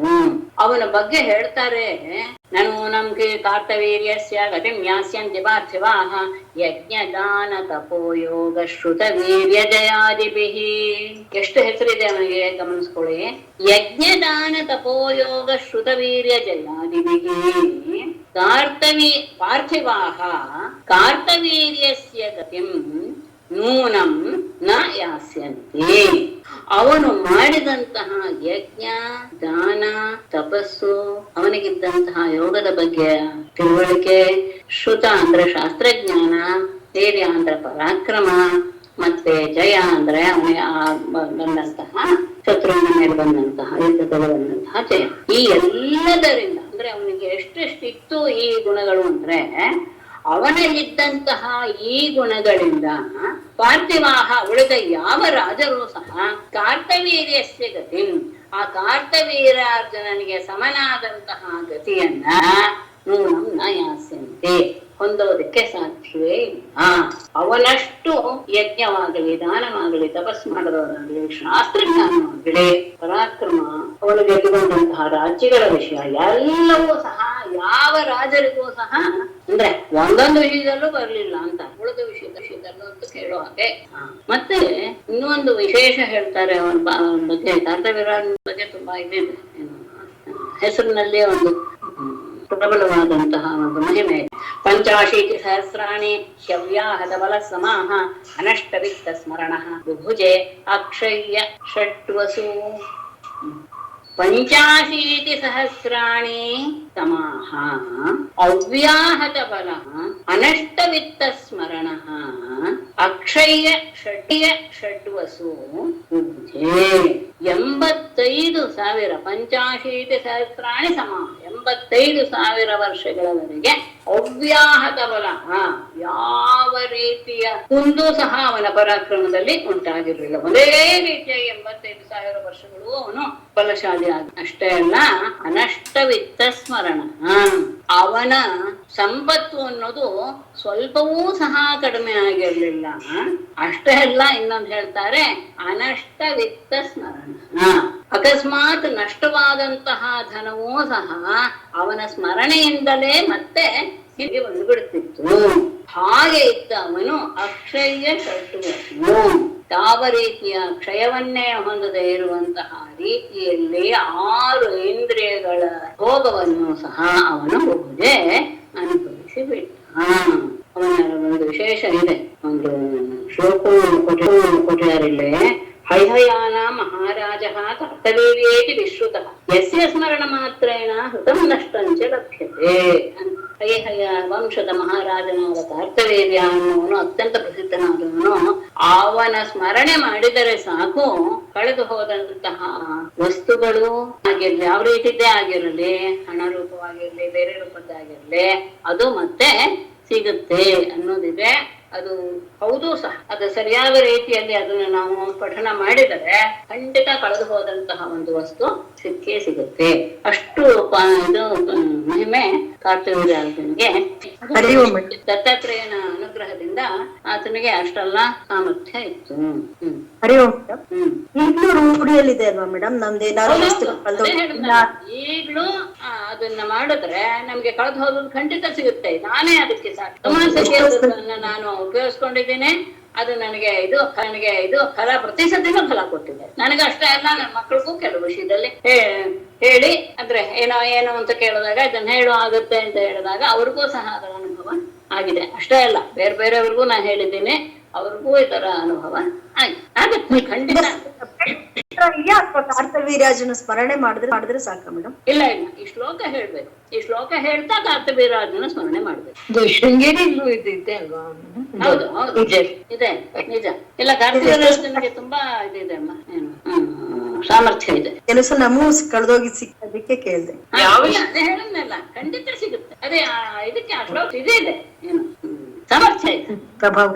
ಅಂದ್ರೆ ಹೇಳಿದ್ನಲ್ಲ, ಶ್ರದ್ಧೆ, ನಂಬಿಕೆ ಮುಖ್ಯ. ನೋಡೋಣ, ಇದು ಒಂದ್ ಮಾಡ್ಬಿಡೋಣ, ಸಿಕ್ಕುತ್ತೇನೋ ಎನ್ನುವ ಭಾವದಿಂದ ಅಲ್ಲ ಹೇಳಿದೆ. ಹಾಗೆ ಮಾಡಿದ್ರೆ ಯಾವುದು ಫಲ ಕೊಡೋದಿಲ್ಲ. ಹೇಳಿದ್ದಾರೆ ಹಿರಿಯರು, ಅದು ಆಗತ್ತೆ ಅನ್ನುವ ದೃಢ ನಿಶ್ಚಯದಿಂದ ಮಾಡಿದ್ರೆ ಖಂಡಿತ ಸಿಗುತ್ತೆ. ಯಾವ ಶ್ಲೋಕ ಮೇಡಮ್? ಅದೇ ನಾನು ಹೇಳಿದ್ನಲ್ಲ, ಇಲ್ಲಿ ಇದ್ರೆ ಇದೆ, ಅಲ್ಲಿ ಕೆಳಗಡೆ ಅಡಿ ಟಿಪ್ಪಣಿಯಲ್ಲಿ ಕೊಟ್ಟಿದ್ದಾರೆ. ಹೈಹಯಾನ ಮಹಾರಾಜ ಕಾರ್ತವೀರ್ಯೇತಿ ವಿಶ್ರುತಃ ಯಸ್ಯ ಸ್ಮರಣ ಮಾತ್ರೇಣ ಹೃತಂ ನಷ್ಟಂಚ ಲಭ್ಯತೆ. ಆದ್ರೆ ನನಗೆ ಬರುವಂತಹ ಶ್ಲೋಕವೇ ಬೇರೆ. ಇದು ನನಗೆ ನಮ್ಮ ಗುರುಗಳು ಹೇಳ್ಕೊಟ್ಟಿದ್ದು, NT ಶ್ರೀನಿವಾಸ ಅಯ್ಯಂಗಾರ್ ಹೇಳ್ಕೊಟ್ಟಿದ್ದು. ಕಾರ್ತವೀರ್ಯಾರ್ಜುನೋ ನಾಮ ರಾಜ ಬಾಹು ಸಹಸ್ರಮ ಯಸ್ಯ ಸ್ಮರಣ ಮಾತ್ರೇಣ ಹೃತಂ ನಷ್ಟಂಚ ಸಿದ್ಧ್ಯತಿ ಅಂತ ನಾನು ಕಲ್ತಿರುವಂತಹ ಶ್ಲೋಕ. ಎರಡು ಒಂದೇ ಅರ್ಥ, ಆದ್ರೆ ನಾನು ಹೇಳೋದು ಅದು. ಇಲ್ಲಿ ಇದ್ರಲ್ಲಿ ಇರುವಂತದ್ದು ಈ ಶ್ಲೋಕ. ಮೇಡಮ್, ಇಷ್ಟು ದಿವಸದ ಒಳಗಡೆ ಹೇಳ್ಬೇಕು ಅಂತ ಇದೆಯಾ? ಕಳೆದು ಹೋಗಿದ್ದು ಯಾವಾಗ್ಲೂ ಸಿಗ್ಲಿ ಅಂತ ಅನ್ಸುತ್ತೆ, ಆಗ ತಿಳಿದ ತಕ್ಷಣ ಮಾಡೋದು ಅನ್ನೋದು. ಹೌದು, ಅದೇ ಯಾವತ್ತೋ ಈ ಶ್ಲೋಕ ಇದೆ ಮುಂದೆ ಸಿಗುತ್ತೆ ಅಂತ ಈಗ ಬಿಟ್ಟು ಬಿಡೋದಲ್ಲ. ನಿಮ್ಮ ಪ್ರಶ್ನೆ ಆಶೀರ್ವಾದ ನನಗೆ. ಅಲ್ಲ ಮೇಡಮ್, ಕಳೆದು ಹೋದ ತಕ್ಷಣ ಇದನ್ನ ಹೇಳ್ಕೊಂಡ್ರೆ ನಿಜವಾಗಿ ಇಲ್ಲ, ಕಳೆದು ಹೋಗಿದ್ದು ಗೊತ್ತಾದ ತಕ್ಷಣ, ಅದಕ್ಕೆ ನಾನು ಕಳೆದು ಹೋಗಿದ್ದು ಯಾವಾಗ ಅಂತಲೇ ಗೊತ್ತಾಗಲ್ಲ ಅಲ್ವೇ. ಅಲ್ಲಿದೆ ಅಂತ ಅನ್ಕೊಂಡು ನಾವು ಸುಮ್ನೆ ಇದ್ದು ಬಿಟ್ಟಿರ್ತೀವಿ, ಜ್ಞಾಪಕಿರ್ಲಿ. ಅದಕ್ಕೆ ನಾನು ಹೇಳಿದ್ದು ಕಳೆದು ಹೋಗಿದ್ದು ಗೊತ್ತಾಗಿದಾಗ ಅಂತ. ಆಯ್ತು ಅನ್ಕೋತೀನಿ. ಕಳಿಸ್ಕೊಡ್ತೀರಾ? ಆಯ್ತು, ಸರಿ. ಧನ್ಯವಾದಗಳು. ಅದು ವಿಶೇಷ. ಅದೇ ಒಬ್ಬೊಬ್ಬರಲ್ಲಿ ಒಂದೊಂದು ಇದಿದೆ. ಆಮೇಲೆ ಅಷ್ಟೇ. ಆಮೇಲೆ ಅವನಿಗೆ ಸಾವಿರಾರು ಜನ ಮಕ್ಳು ಇದ್ರಲ್ಲ, ಅವರೆಲ್ಲರನ್ನೂ ಸಹ ಪರಶುರಾಮ ಕೊಂದು ಹಾಕ್ಬಿಟ್ಟಿದ್ದ. 5 ಜನ ಮಾತ್ರ ಉಳ್ಕೊಂಡಿದ್ರು. ತಸ್ಯ ಪುತ್ರ ಸಹಸ್ರೇಶು ಪಂಚೈವ ಉರ್ವರಿತಾ ಮೃಧೆ ಜಯಧ್ವಜ ಸೂರಸೇನಃ ವೃಷಭೋ ಮಧುರೂರ್ಜಿತಃ. ತಸ್ಯ ಪುತ್ರ ಸಹಸ್ರೇಶು ಮೃಧೆ ಪಂಚ ಏವ ಉರ್ವರಿತಃ. ಏಕೆ? ಜಯಧ್ವಜ ಶೂರಸೇನಃ ವೃಷಭಃ ಮಧುಃ ಊರ್ಜಿತಃ. ಆತನ 1000 ಮಕ್ಕಳಲ್ಲಿ ಮೃಧೆ ಯುದ್ಧದಲ್ಲಿ ಪರಶುರಾಮ ಜೊತೆ ಯುದ್ಧವಾದಾಗ ಪಂಚ ಏವ ಉರ್ವರಿತಃ, 5 ಜನ ಮಾತ್ರ ಬದುಕೊಂಡಿದ್ರು. ಅವರೇನೆ ಜಯಧ್ವಜ, ಶೂರಸೇನ, ವೃಷಭ, ಮಧು ಮತ್ತೆ ಊರ್ಜಿತ. ಆಮೇಲೆ ಪ್ರಥಮ ಜಯಧ್ವಜಾತ್ ತಾಲಜಂಗಃ ತಸ್ಯ ಪುತ್ರ ಶತಂ ಸ್ವಭೂತ್ ಕ್ಷತ್ರಂ ಯತ್ ತಾಳಜಂಘಾಖ್ಯಂ ಔರ್ವ ತೇಜೋಪಸಂಹೃತಂ. ಮತ್ತೆ ಗಮನಿಸ್ಕೋಬೇಕು. ಅಂದ್ರೆ ಮಧ್ಯದಲ್ಲಿಯೇ ಕೆಲವರು ಉಷ್ಟರು ಆಗಿ ಬಿಡ್ತಾರೆ ಅನ್ನೋದು ಒಂದು ವೈಶಿಷ್ಟ್ಯ, ಒಂದೊಂದು ಗುಂಪೆ. ಜಯಧ್ವಜಾತ್ ತಾಳಜಂಗಃ ತಸ್ಯ ಪುತ್ರ ಶತಂ ಅಭೂತ್ ತು ಯತ್ ತಾಳಜಂಘಾಖ್ಯಂ ಕ್ಷತ್ರಂ ಔರ್ವ ತೇಜೋಪಸಂಹೃತಂ. ಹಿಂದೆ ಈ ವಿಷಯ ಬಂದಿತ್ತು. ಇವತ್ತಾನ ಯಾರು ಕರ್ದವರಾಜ ಮಗನಾದಂತಹ ಜಯಧ್ವಜನ ಮಗ ತಾಳಜಂಘ. ಆ ತಾಳಜಂಗನಿಗೆ ತಸ್ಯ ಪುತ್ರ ಶತಂ ಅಭೂತ್, 100 ಜನ ಮಕ್ಕಳು ಹುಟ್ಟಿದರು. ಅವರು ಏನಾಯ್ತು, ಅದು ಒಂದು ಗುಂಪಾಯ್ತು. ಎದು ತಾಳಜಂಗಾಖ್ಯಂ ಕ್ಷತ್ರಂ. ಈ ತಾಳಜಂಗರು ಅಂತ ಎಲ್ರು ಅನ್ನಿಸ್ಕೊಂಡ್ರು ಆ 100 ಜನ. ಅವರೆಲ್ಲರೂ ಸಹ ಏನಾದ್ರು ಔರ್ವ ತೇಜೋಪಸಂಹೃತಂ. ಔರ್ವ ಅನ್ನುವ ಮಹರ್ಷಿ, ಆ ಮಹರ್ಷಿಯ ಪ್ರಭಾವದಿಂದ ಸಗರ ಹಿಂದೆ ಬಂದಲ್ಲ, ಆ ಸಗರ ಅವರನ್ನೆಲ್ಲ ಕೊಂದು ಹಾಕಿ ಬಿಡ್ತಾರೆ. ಅವರ ತೇಜಸ್ಸಿನ ಬಲದಿಂದ ಸಗರ ಅವರೆಲ್ಲರನ್ನೂ ಸಹ ತಾಳಜಂಗ ಎನ್ನುವ ಹೆಸರಿನ ಕ್ಷತ್ರಿಯ ಕುಲವನ್ನ ಇವನು ನಾಶ ಮಾಡಿ ಬಿಡುತ್ತಾನೆ. ಆ 100 ಜನ ಮಕ್ಕಳಲ್ಲಿ ತೇಷಾಂ ಜ್ಯೇಷ್ಠೋ ವೀತಿಹೋತ್ರಃ ವೃಷ್ಣಿಃ ಪುತ್ರೋ ಮಧೋ ಸ್ಮೃತಃ ತಸ್ಯ ಪುತ್ರ ಶತಂ ತ್ವಾಸೀತ್ ವೃಷ್ಣಿ ಜ್ಯೇಷ್ಠಂ ಯತಃ ಕುಲಂ. ತೇಷಾಂ ಜ್ಯೇಷ್ಠಃ ವೀತಿಹೋತ್ರಃ ಪುತ್ರಃ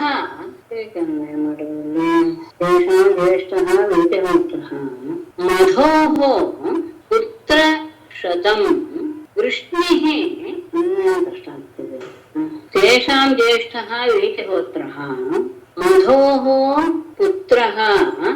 ವೀತಿಹೋತ್ರನ ಮಗ ಮಧು ಅಂತ ಇಟ್ಕೊಳ್ಬೇಕು, ಅದನ್ನು ತಗೊಂಡಿಲ್ಲ ಇವರು. ವೃಷ್ಣಿಃ ಸ್ಮೃತಃ ತಸ್ಯ ಮಧೋಃ ಪುತ್ರ ಶತಂ ತು ಆಸೀತ್.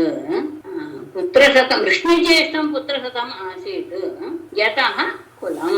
ಪುನಃ ಒಂದು ವಿಷಯ 2 ಸತಿ ಹೇಳಿದಾಗ ಇಲ್ಲಿ ನನಗೆ ಭಾಸಮಾನ ಆಗ್ತಾ ಇದೆ. ತೇಷಾಂ ಅಂದ್ರೆ ಆ ತಾಳಜಂಘ ಎನ್ನುವಂತ 100 ಜನರಲ್ಲಿ ಜ್ಯೇಷ್ಠ ಹಿರಿಯನಾದವನು ವೀತಿಹೋತ್ರ. ಆಯ್ತಾ? ವೀತಿಹೋತ್ರನ ಮಗ ಮಧು ಅಂತ, ಅದನ್ನ ಇವರು ತಗೊಂಡಿಲ್ಲ, ವೃಷ್ಣಿಹಿ ಅಂತ ತಗೊಂಡ್ಬಿಟ್ರು. ಆ ವೃಷ್ಣಿ ಯಾರು ಅಂದ್ರೆ ಮಧೋಹ ಪುತ್ರ, ಮಧುವಿನ ಮಗ. ಅಂದ್ರೆ ವೀತಿಹೋತ್ರನ ಮಗ ಮಧು, ಮಧುವಿನ ಮಗ ವೃಷ್ಣಿ ಅಂತ. ಆ ಮಧುವಿಗೆ ಪುತ್ರ ಶತಂ, 100 ಜನ ಮಕ್ಕಳು. ಯಾರು? ಹೇಗೆ? ವೃಷ್ಣಿ ಜ್ಯೇಷ್ಠಂ ಪುತ್ರ ಶತಂ. ವೃಷ್ಣಿಯೇ ಮೊದಲನೇ ಮಗನಾಗಿ 100 ಜನ ಮಕ್ಕಳು. ತಸ್ಯ ಆಸೀತ್ ಯತಃ ಕುಲಂ. ಯಾವ ಆ ವೃಷ್ಣಿಯಿಂದ ಈ ಕುಲ ಅಂದ್ರೆ ಯಾವ ವೃಷ್ಣಿಯಿಂದ ಅನ್ನೋದಕ್ಕಿಂತ ಮಧು ಮತ್ತೆ ವೃಷ್ಣಿ ಈ ಇಬ್ಬರಿಂದಲೂ ಸಹ ಕುಲಕ್ಕೆ ಆ ಹೆಸರು ಬಂತು ಅಂತ. ಮಧುವಿನಿಂದ ಮಾಧವ ಎನ್ನುವಂತಹದ್ದು ಬಂತು. ಹಾಗೇನೆ ವೃಷ್ಣೆಯಿಂದ ವಾರ್ಷ್ಣೇಯ ಅನ್ನೋದು ಮೂಲ ಯದುವಿನ ಅಂಶವಾದ್ದರಿಂದ ಯಾದವ ಎನ್ನುವಂತಹದ್ದು ಈ ವಂಶಕ್ಕೆ ಪ್ರಸಿದ್ಧ. ಮಾಧವ ವಂಶ ಅಂತಲೇ ಹೇಳ್ತಾರೆ, ವಾರ್ಷ್ಣೇಯ ವಂಶ ಅಂತಲೇ ಹೇಳ್ತಾರೆ, ಯಾದವ ವಂಶ ಅಂತಾನು ಹೇಳ್ತಾರೆ ಅನ್ನೋದು ವಿಶೇಷ. ಅಂದ್ರೆ ತಾಳಜಂಘನ ಮಕ್ಕಳಲ್ಲಿ ಮೊದಲನೇವನ ವೀತಿಹೋತ್ರನ ಮಗನಿಂದ ಶುರುವಾಗಿದ್ದು ಮಧುವಿನ ಮಗ ವೃಷ್ಣಿ, ಅವರಿಬ್ಬರಿಂದ ಅದು ಪ್ರಸಿದ್ಧವಾಗಿದೆಯಂತೆ ಹೆಸರು, ಯಾವುದೋ ಅಂಶ. ಹಾಗಾಗಿಯೇ ಕೃಷ್ಣನಿಗೆ 3 ಹೆಸರಿಂದ ಕರೀತಾರೆ, ಮಾಧವ, ಯಾದವ, ವಾರ್ಷ್ಣೇಯ ಎನ್ನುವ ಇದರಿಂದ ವಿಶೇಷ. ಅದಕ್ಕೇನೆ ಮುಂದೆ ಹೇಳ್ತಾರೆ, ಮಾಧವ ವೃಷ್ಣಯೋ ರಾಜನ್ ಯಾದವಾಶ್ಚೇತಿ ಸಂಹಿತಾಃ ಯದುಪುತ್ರಸ್ಯ ಚ ಕ್ರೋಷ್ಟೋಃ ಪುತ್ರೋ ವೃಜಿರವಾಂಸ್ತತಃ. ಯತಃ ಕುಲಂ ಅಂತಕೊಂಡ್ರೆ ಯಾರಿಂದ ಈ ಕುಲ ಏನಂತಾಯ್ತು? ಮಾಧವಾಹ ರಾಜನ್ ಅಂತಕೊಳ್ಳಿ, ರಾಜನ್, ಮಾಧವಾಹ ವೃಷ್ಣಯಃ ಯಾದವಾಹ ಚ ಇತಿ ಸಂಹಿತಾಃ. ಯತಃ ಅಂದ್ರೆ ಯಾವ ಈ ಇಬ್ಬರಿಂದ, ಮಧು ಮತ್ತು ಮಧುವಿನ ಮಗ ವೃಷ್ಣಿ ಇವರಿಬ್ಬರಿಂದ ಆ ವಂಶದಲ್ಲಿ ಹುಟ್ಟಿದವರನ್ನೆಲ್ಲ ಮಾಧವಾಹ ವೃಷ್ಣಯಃ ಯಾದವಾಹ ಅಂತ ಆ ಹೆಸರುಗಳಿಂದ ಪ್ರಸಿದ್ಧರಾದರು. ಅದು ಅಂದಿತ್ತು. ಆಮೇಲೆ ಯದುಪುತ್ರ ಹಿಂದೆ ಬಂದಲ್ಲ, ಕ್ರೋಷ್ಟ ಮೊದಲನೇವನು. ಯದುಪುತ್ರಸ್ಯ ಚ ಕ್ರೋಷ್ಟೋಃ ಪುತ್ರಃ ವೃಜಿನವಾನ್. ಯದು ಮಗನಾದಂತಹ ಕ್ರೋಷ್ಟುವಿನ ಮಗ ವೃಜಿನವಾನ್ ಅಂತ. ತತಃ ಶ್ವಾಹಿಃ ತತೋ ಋಷೇಕುಃ ವೈ ತಸ್ಯ ಚಿತ್ರರಥಸ್ತತಃ ಶಶಬಿಂದುರ್ಮಹಾಯೋಗಿ ಮಹಾಭೋಜೋ ಮಹಾನಭೂತ್. ಆ ಹಿಂದೆ ಬಂದಂತಹ ವೃಜಿನವಾನ್ ಎನ್ನುವನು ಯದುವಿನ ಮಗನಾದ ಕ್ರೋಷ್ಟನ ಮಗ. ಆ ವೃಜಿನವಾನ್ ಎನ್ನುವಂಥವನ ಮಗ ಶ್ವಾಹಿ. ತತಃ ಶ್ವಾಹಿ, ಹಿಂದಿರುವ ತತಃ ತಗೋಬೇಕು. ತತಃ ಶ್ವಾಹಿ. ತತಃ ಅಂದ್ರೆ ಶ್ವಾಹಿಯಿಂದ ಋಷೇಕು ಎನ್ನುವಂತಹವನ ಜನ್ಮವಾಯಿತು. ತಸ್ಯ ಚಿತ್ರರಥ, ಆತನ ಮಗ ಚಿತ್ರರಥ. ಆ ಚಿತ್ರ ತತಃ ಮಹಾಯೋಗಿ ಶಶಬಿಂದು. ಆ ಚಿತ್ರರಥನಿಗೆ ಶಶಬಿಂದು ಎನ್ನುವಂತಹ ಅತ್ಯಂತ ಯೋಗಿ, ಶಶಬಿಂದು ಮುನಿ ಅಂತಾನೆ ಪ್ರಸಿದ್ಧ. ತುಂಬಾ ಕಡೆ ಅವರ ವಿಷಯ ಬರುತ್ತೆ. ಶಶಬಿಂದು ಮಹಾಯೋಗಿ ಶಶಬಿಂದು ಮಹಾಭೋಜ ಮಹಾನ್ ಅಭೂತ್. ಆತ ಎಲ್ಲ ರೀತಿಯ ಸುಖವನ್ನೂ ಸಹ, ಭೂಮಂಡಲ ಸಿಗುವ ಎಲ್ಲ ಸುಖವನ್ನೂ ಸಹ ಅನುಭವಿಸ್ತಾ ಅತ್ಯಂತ ಪರಾಕ್ರಮಿಯೂ ಆಗಿದ್ದ ಅನ್ನೋದು ಅವರಿಗೆ ಶಶಬಿಂದುವಿಗೆ ವಿಶೇಷ. ಅಷ್ಟೇ ಅಲ್ಲ, ಆತ 14 ರತ್ನಗಳಿಗೆ ಒಡೆಯರಾಗಿದ್ದನು. 14 ಮಹಾರತ್ನಶ್ಚಕ್ರವರ್ತ್ಯಪರಾಜಿತಃ ತಸ್ಯ ಪತ್ನಿ ಸಹಸ್ರಾಣಾಂ ವಿಶೇಷ ಇದಂತು. ದಶಾನಾಂ ಸುಮಾಶಾಃ 10 ಲಕ್ಷ ಸಹಸ್ರಾಣಿ ಪುತ್ರಾಣಾಂ ತಾಸು ಅಜೀಜನತ್ ತೇಷಾಂತು 6 ಪ್ರಧಾನಾನಾಂ ಪೃಥುಶ್ರವಸ ಆತ್ಮಜಃ. ಆ ಚಿತ್ರರಥನ ಮಗ ಶಶಬಿಂದುವಿನ ವಿಷಯವನ್ನೇ ಸ್ವಲ್ಪ ಮುಂದುವರಿಸ್ತಾ ಇದ್ದಾರೆ. ಅಪರಾಜಿತ ಚಕ್ರವರ್ತಿ ಸಹ ಶಶಬಿಂದು ಇತಿ ಅರ್ಥಃ. 14 ಮಹಾರತ್ನಃ ತಸ್ಯ ದಶಾನಾಂ ಪತ್ನೇ ಸಹಸ್ರಾಣಾಂ ಸುಮಾಯಶಃ ಆತನಿಗೆ ತಗೋಬೇಕಪ್ಪ. ಅಪರಾಜಿತಃ ಸುಮಹಾಯಶಃ ಚಕ್ರವರ್ತಿ 14 ಮಹಾರತ್ನಃ ತಸ್ಯ ಪತ್ನೇ ಸಹಸ್ರಾಣಾಂ ದಶಾನಾಂ ತಾಸು 10 ಲಕ್ಷ ಸಹಸ್ರಾಣಿ ಪುತ್ರಾಣಾಂ 10 ಲಕ್ಷ ಸಹಸ್ರಾಣಿ ಅಜೀಜನತ್ ತೇಷಾಂ 6 ಪ್ರಧಾನಾನಾಂ ತೇಷಾಂ ಋತುಶ್ರವಸಃ ಜಹ. ಅದು ಮುಂದೆ ತಗೊಂಡು ಹೋಗ್ತೀನಿ. ಇಲ್ಲಿ ತಾಸು ಅಜೀಜನತ್ ಅಲ್ಲಿವರೆಗೆ ಮಾತ್ರ ತಗೊಳ್ಳಿ. ಆ ಶಶಬಿಂದು ಎನ್ನುವಂಥವನು ಭೂಮಂಡಲದಲ್ಲಿರುವಂತಹ ಎಲ್ಲ ಸುಖವನ್ನು ಸಹ ಅತ್ಯಂತ ಯೋಗ್ಯ ರೀತಿಯಲ್ಲಿ ಅನುಭವಿಸ್ತಾ ಅತ್ಯಂತ ಪರಾಕ್ರಮಿ ಆಗಿದ್ದ. ಹಾಗಾಗಿ ಅವನ ಅಪರಾಜಿತ, ಯಾರ ಎದುರಿಗೂ ಸಹ ಅವನು ಸೋಲನ್ನು ಅನುಭವಿಸಿರ್ಲಿಲ್ಲ. ಸುಮಹಾಯಶಃ ಒಳ್ಳೆಯ ಪವಿತ್ರವಾದ ಕೀರ್ತಿಯನ್ನು ಸಹ ಪಡೆದಂತಹ ಚಕ್ರವರ್ತಿ, ಆ ಸಾರ್ವಭೌಮನು 14 ಮಹಾರತ್ನ 14 ಮಹಾರತ್ನಗಳು. ಮಹಾರತ್ನಗಳು ಅಂದ್ರೆ ಆ ಜಾತಿಯಲ್ಲಿ ಉತ್ತಮವಾದದ್ದು ಅಂತ ಅರ್ಥ. ರತ್ನ ಅಂದ್ರೆ ಇದನ್ನೇ ಇಟ್ಕೊಳ್ಳೋದಲ್ಲ, ಏನು ರತ್ನ ಅಂತ ನಾವು ಹೇಳ್ತೀವೋ ಅದಲ್ಲ, ಬೆಳೆ ಮಾಡುವಂತಹದ್ದಲ್ಲ. ಆ ಜಾತಿಯಲ್ಲಿ ಯಾವುದು ಉತ್ತಮ ಅದು ಮಹಾರತ್ನ. ಅದನ್ನ ಇಲ್ಲಿ ಕೊಡ್ತಾರೆ, ಶ್ರೀದಲ್ಲೇ ಕೊಡ್ತಾರೆ. 14 ಮಹಾರತ್ನಾನಿ ನಾಮ ತತ್ತಜ್ಜಾತಿ ಶ್ರೇಷ್ಠಾನಿ ಅಂತ. ಆ ಜಾತಿಯಲ್ಲಿ ಯಾವುದು ಶ್ರೇಷ್ಠವೋ ಅದು ಅಂತ.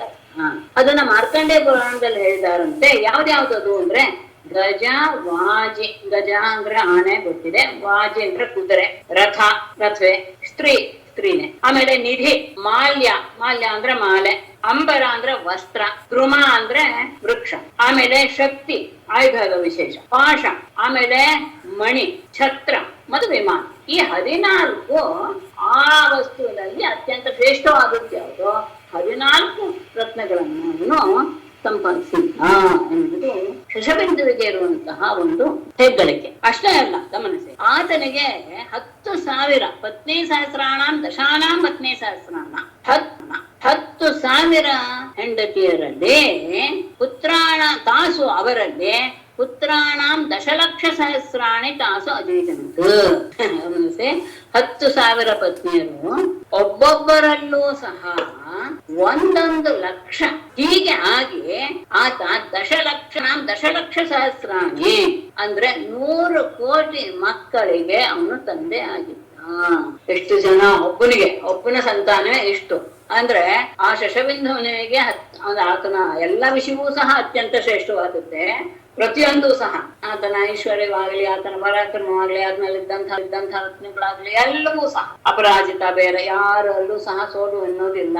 ಚಕ್ರವರ್ತಿ, ಅತ್ಯಂತ ಕೀರ್ತಿಶಾಲಿ. ಇಂಥವನಿಗೆ 10,000 ಜನ ಹೆಂಡತಿಯರಿದ್ದರು. ಒಬ್ಬೊಬ್ಬರಿಗೂ ಸಹ 1 ಲಕ್ಷ ಸಂತಾನವಾಯಿತು. ಹೀಗೆ ಆತ 100 ಕೋಟಿ ಮಕ್ಕಳಿಗೆ ತಂದೆ. ಅದಕ್ಕೆ ಯಾದವರು ಈಗ್ಲೂ ಇದ್ದಾರ ಅಂದ್ರೆ? ಇಲ್ಲ, ಯಾವ್ದಾದ್ರು ಕೊನೆ ಮಾಡ್ಬಿಟ್ರೆ ಕೃಷ್ಣ ಹೋಗಿತ್ತು. ಈಗ ಇರುವ ಯಾದವರು ಬೇರೆನಾ? ಅಲ್ಲ, ಯಾವ್ದು ಏನು ಒಬ್ರು ಉಳಿಸ್ಲಿಲ್ಲ. ಅಂತ ಕೊನೆಯದೇ ಬರುತ್ತೆ. ಒಬ್ಬ ವ್ಯಕ್ತಿಯು ಸಹ ಉಳಿತಾ ಇದ್ದ. ಉದ್ಧವ ಮಾತ್ರ ಉಳ್ಕೊಂಡ. ಅವನು ಬದರಿಕಾಶ್ರಮದಲ್ಲಿ ನೀನು ತಪಸ್ ಮಾಡು ಅಂತ ಆತನಿಗೆ ಅಂದ್ರೆ ಅಲ್ಲಿ ಪ್ರಶ್ನೆ ಮಾಡ್ತಾರೆ. ಕೃಷ್ಣ ತನ್ನನ್ನೂ ಸಹ ಯಾದವರು ಅಂತ ಭಾವಿಸಿ ತನ್ನನ್ನೂ ಸಹ ಭೂಮಿಯಲ್ಲಿ ಇರೋ ಹಾಗೆ ಮಾಡ್ಕೊಳ್ಳಿಲ್ಲ. ಅಂಥವನು ಉದ್ಧವನಿಗೆ ಮಾತ್ರ ಏನಂತಹ ಅನುಗ್ರಹ ಮಾಡ್ಬಿಟ್ಟ ಅಂತ ಅಲ್ಲಿ ಪ್ರಶ್ನೆ ಮಾಡ್ತಾರೆ. ಮತ್ತೆ ಆಗ ಹೇಳ್ತಾರೆ, ಕೃಷ್ಣನಿಗೆ ಗೊತ್ತಿತ್ತು ಉದ್ಧವನಿಗೆ ಇರುವಂತಹ ಜ್ಞಾನ ಅದು ಲೋಕಕ್ಕೆಲ್ಲ ಹರಡುತ್ತೆ ಅಂತ. ಹಾಗಾಗಿ ಆತನಿಗೆ ಹೇಳಿ, ನೀನು ಬದರಿಕಾಶ್ರಮದಲ್ಲಿರು, ಬಂದವರಿಗೆಲ್ಲ ನೀನು ಆತ್ಮವಿದ್ಯೆಯನ್ನು ಬೋಧಿಸ್ತಾ ಇರು ಅಂತಾನೆ ಹೇಳಿ ಅದನ್ನೇ ಕಳಿಸ್ತಾನೆ. ಅದೊಂದು ವೈಶಿಷ್ಟ್ಯ. ಪ್ರತಿಯೊಬ್ಬರನ್ನು ಒಂದು ಇದು ಬಿಡದೆ. ಅದೇ ಮತ್ತೆ ಕ್ಷತ್ರಿಯರ ವಂಶ ಬೆಳೆದ ಹಾಗೆ ಅಂತ ಇಟ್ಕೊಳ್ಬೇಕು. ಸ್ತ್ರೀಯರ ಮೂಲಕ ಬೆಳೆದಂತಹ ವಂಶಗಳು ಅಂತ ಇಟ್ಕೊಳ್ಬೇಕು ಮುಂದಿಂದೆಲ್ಲ. ಅದರಲ್ಲಿ 6 ಜನ ಪ್ರಧಾನರು. ಯಾರಲ್ಲಿ? ಆ 100 ಕೋಟಿ ಮಕ್ಕಳಲ್ಲಿ. ಅವರಲ್ಲಿ ಷಟ್ಪ್ರಧಾನಾಂತೇಶ, ಅವರಲ್ಲಿ ಪೃಥುಶ್ರವ ಅನ್ನೋನು ಒಬ್ಬ 6 ಜನರಲ್ಲಿ ಪ್ರಧಾನ. ಅವನ ಮಗ ಪೃಥುಶ್ರವ ಸಹ ಆತ್ಮಜ. ಅವನ ಮಗ ಧರ್ಮ ಅಂತ. ಮುಂದಕ್ಕೆ ಹೋಗೋಣ ಈಗ. ಅಲ್ಲಿ ಗಮನಿಸಿ, ತೇಷಾಂತು ಷಟ್ಪ್ರಧಾನಾನಾಂ ಪೃಥುಶ್ರವ ಸಹ ಆತ್ಮಜಃ ಧರ್ಮೋ ನಾಮ ಉಶನಾತಸ್ಯ ಹಯಮೇಧ ಶತಸ್ಯ ಯಾಟ್ ತತ್ಸುತಃ ರುಜಕಃ ತಸ್ಯ 50 ಆತ್ಮಜಾಃ ಶೃಣು. ಅದರಲ್ಲಿ ಆ 100 ಕೋಟಿ ಮಕ್ಕಳಲ್ಲಿ 6 ಜನ ಪ್ರಧಾನರು. ಅವರಲ್ಲಿ ಪೃಥುಶ್ರವಸ್ ಎನ್ನುವಂತಹ ಅವನ ಮಗ ಆತ್ಮಜ. ಪೃಥುಶ್ರವಸ ಆತ್ಮಜ ಧರ್ಮ ನಾಮ. ಧರ್ಮ ಎನ್ನುವಂಥವನ ಇದ್ದ. ತಸ್ಯ ಯಾರಿಗೆ? ಆ ಧರ್ಮನಿಗೆ ಉಶನ ಎನ್ನುವಂತಹ ಒಬ್ಬ ಮಗ ಇದ್ದ. ಉಶನ ಸಕಾರ. ಆತ ಯಾರು? ಆ ಉಶನ ಹಯಮೇಧ ಶತಸ್ಯ ಯಾಟ್ 100 ಅಶ್ವಮೇಧ ಯಾಗಗಳನ್ನ ಮಾಡಿದವನು. ತತ್ಸುತಃ ರುಚಕ. ಆ ಉಶನನ ಮಗ ರುಚಕ. ತಸ್ಯ 5 ಆತ್ಮಜಾಹ ಆಸನ್. ಆ ರುಚಕನಿಗೆ 5 ಜನ ಮಕ್ಕಳಿದ್ದರು. ಶೃಣು, ಅವರ ಹೆಸರು ಹೇಳ್ತೀನಿ, ಕೇಳು. ಇದರಲ್ಲಿ ಒಂದು ವೈಶಿಷ್ಟ್ಯ ಮುಂದಿನಲ್ಲಿ ಬರುತ್ತೆ. ಏನಾಯ್ತು? ಆ ಶಶಬಿಂದುವಿಗೆ ಅನೇಕ ಕೋಟಿ ಮಕ್ಕಳು ಇದ್ದರಲ್ಲಿ 6 ಜನ ಮಾತ್ರ ಬಹಳ ಪ್ರಮುಖರು. ಅದರಲ್ಲಿ ಮೊದಲನೆಯವನು ಪೃಥುಶ್ರವನ ಮಗ ಧರ್ಮನ ಮಗ ಉಶನ. ಆ ಉಶನನ ವೈಶಿಷ್ಟ್ಯ ಏನು ಅಂದ್ರೆ, ಅವನು 100 ಅಶ್ವಮೇಧ ಯಾಗಗಳನ್ನು ಮಾಡಿದ್ದ. ಉಶನನ ಮಗ ರುಚಕನಿಗೆ 5 ಜನ ಮಕ್ಕಳು. ಯಾರ್ಯಾರು? ಪುರುಜಿತ್ ರುಕ್ಮೇಶು ಪೃಥುಜ್ಯಾಮಘ ಸಂಹಿತಾಃ ಜ್ಯಾಮಘಸ್ತ್ವ ಪ್ರಚೋಪ್ಯನ್ಯಾಂ ಭಾರ್ಯಾಂ ಶೈವ್ಯಾಪದರ್ಭಯಾತ್. ಇದೊಂದು ವಿಶೇಷವಾದಂತಹ ಪ್ರಸಂಗವನ್ನು ತಗೋತಾ ಇದ್ದಾರೆ ಇಲ್ಲಿ. ಪುರುಜಿತ್ ರುಕ್ಮೇಶು ಪೃಥು ಜ್ಯಾಮಘ ಸಂಹಿತಾಃ ಅಪ್ರಜಃ ಜ್ಯಾಮಘಃ ಶೈವ್ಯಾಪತಿಃ ಭಯಾತ್ ಅನ್ಯಾಂ ಭಾರ್ಯಾಂ. ಮುಂದಿನ ಅರ್ಥ ನಾವಿಂದತ್ ಅಂತ ಮುಂದೆ ಕನ್ಯಾಗ ಅದನ್ನು ಹೇಳ್ಬಿಡ್ತೀನಿ. ನಾವಿಂದತ್ ಶತ್ರುಭವನಾತ್ ಭೋಜ್ಯಾಂ ಕನ್ಯಾಂ ಅಹಾರಶೀತ್ ರತಸ್ಥಾಂ ತಾಂ ನಿರೀಕ್ಷ್ಯಾಹ ಶೈವ್ಯಾಪತಿಂ ಅಮರ್ಷಿತಾಂ. ಶೈವ್ಯಾಪತಿಃ ಭಯಾತ್ ಅನ್ಯಾಂ ಭಾರ್ಯಾಂ ನಾವಿಂದತ್ ಶತ್ರುಭವನಾತ್ ಭೋಜ್ಯಾಂ ಕನ್ಯಾಂ ಅಹಾರಶೇತ್ ತಾಂ ರಥಸ್ಥಾಂ ನಿರೀಕ್ಷ್ಯ ಶೈಬ್ಯಾ ಅಮರ್ಷಿತಾ ಪತಿಂ ಆಹಾ. ರುಚಕನ ಮಕ್ಕಳು ಯಾರು ಅಂದ್ರೆ ಪುರುಜಿತ್, ರುಕ್ಮೇಶು, ಪೃಥು, ದ್ಯಾಮಘ, ಈ 5 ಜನ ಸಂಹಿತ ಅಂದ್ರೆ ಈ ಹೆಸರುಳ್ಳವರು. ಆ ರುಚಕನ ಮಕ್ಕಳು ಪುರುಜಿತ್, ರುಕ್ಮೇಶು, ಪೃಥು, ದ್ಯಾಮಘ ಅಂತ. ದ್ಯಾಮಘನ ಒಂದು ವೈಶಿಷ್ಟ್ಯ ಏನು ಅಂದ್ರೆ ಆತ ಹೆಂಡತಿಗೆ ಬಹಳವಾಗಿ ಹೆದರ್ತಾ ಇದ್ದ. ದ್ಯಾಮಘ ಅಪ್ರಜ ದ್ಯಾಮಘ, ಅವನಿಗೆ ಮಕ್ಕಳು ಸಂತತಿ ಆಗಿರ್ಲಿಲ್ಲ. ಆದರೆ ಶೈಬ್ಯ ಎನ್ನುವಳ ಗಂಡ ಅವನು ಭಯಾತ್ ಹೆಂಡತಿಯ ಭಯದಿಂದ ಅನ್ಯಾಂ ನ ಅವಿಂದತ್, ಬೇರೆಯ ಸ್ತ್ರೀಯನ್ನ, ಬೇರೆಯ ಹೆಂಡತಿಯನ್ನ ಅವನು ಸ್ವೀಕರಿಸಲಿಲ್ಲ. ಅವಳ ಹೆದರಿಕೆಯಿಂದ, ಅಂದ್ರೆ ಸಂತತಿ ಇರ್ಲಿಲ್ಲ, ಹಾಗಾಗಿ ರಾಜ ಬೇರೆ ಇನ್ನೊಬ್ಬಳನ್ನ ಮದುವೆ ಆಗ್ಬೋದಾಗಿತ್ತು. ಆದ್ರೆ ಅವಳ ಹೆದರಿಕೆಯಿಂದ ಅವನು ಇನ್ನೊಬ್ಬಳನ್ನ ಮದುವೆ ಆಗ್ಲಿಲ್ಲ. ಆದ್ರೆ ಒಮ್ಮೆ ಅವನು ಅನ್ಕೊಳ್ತಾನೆ, ಅರೆ ಎಷ್ಟು ದಿವಸ ನಾನು ಹೀಗಿರೋದು, ನನಗೂ ಮಕ್ಕಳು ಬೇಡ್ವೆ ಅಂತ ಅನ್ಕೊಂಡು ಶತ್ರುಭವನಾತ್ ಭೋಜ್ಯಾಂ ಕನ್ಯಾಂ ಅಹರ್ಷಿ, ತನ್ನ ಶತ್ರುವಿನ ಮೇಲೆ ಯುದ್ಧ ಮಾಡಿ ಅವನ ಮನೆಯಿಂದ ಭೋಜ್ಯ ಎನ್ನುವಂತಹ ಒಬ್ಬಳು ಹುಡುಗಿಯನ್ನು ಮದುವೆ ಮಾಡ್ಕೊಳ್ಬೇಕು ಎನ್ನುವ ಉದ್ದೇಶದಿಂದಲೇ ಕರ್ಕೊಂಡು ಬಂದ್ಬಿಡ್ತು. ತಾಂ ರಥಸ್ಥಾಂ ನಿರೀಕ್ಷ್ಯ, ಅವಳು ಅವನ ಜೊತೆ ರಥದಲ್ಲಿ ಕುಳಿತಿರೋದನ್ನ ನೋಡಿ ಶೈಬ್ಯ ಅಂದ್ರೆ ಅವನ ಪತ್ನಿಯಾದ ಶೈಬ್ಯೆಯು ಅಮರ್ಷಿತ ಬಹಳ ಕೋಪಗೊಂಡು ಆಹಾ ಗಂಡನಿಗೆ ಹೇಳ್ತಾಳೆ. ಅವನು ತುಂಬಾ ಹೆದರ್ತಾ ಇದ್ನಂತೆ ಜಾಮದ ಪತ್ನಿಗೆ. ಅವನು ಏನ್ ಹೇಳಿದ್ರು ಸಹ ಅವನು ತಾನು ಏನ್ ಮಾಡ್ಕೊಂಡಿದ್ನೋ ಅದನ್ನ ಮನಸ್ಸಿಂದ ಹೊರಗೆ ಹಾಕ್ತಿರ್ಲಿಲ್ಲ ಅನ್ನೋದು ಅವನ ಬಗ್ಗೆ ಇರುವಂತಹ ಒಂದು ವೈಶಿಷ್ಟ್ಯ. ಮುಂದೆ ಬರುತ್ತೆ ಅಂತ ಕಾಣುತ್ತೆ ವಿಷಯ. ಎಲ್ಲೋ ವಿಸ್ತಾರವಾಗಿ ನಾವು ಓದಿದ್ದೀನಿ, ಅದ್ರಲ್ಲಿ ತುಂಬಾ ಸಂಕ್ಷೇಪ ಕೊಟ್ಟಿದ್ದಾರೆ.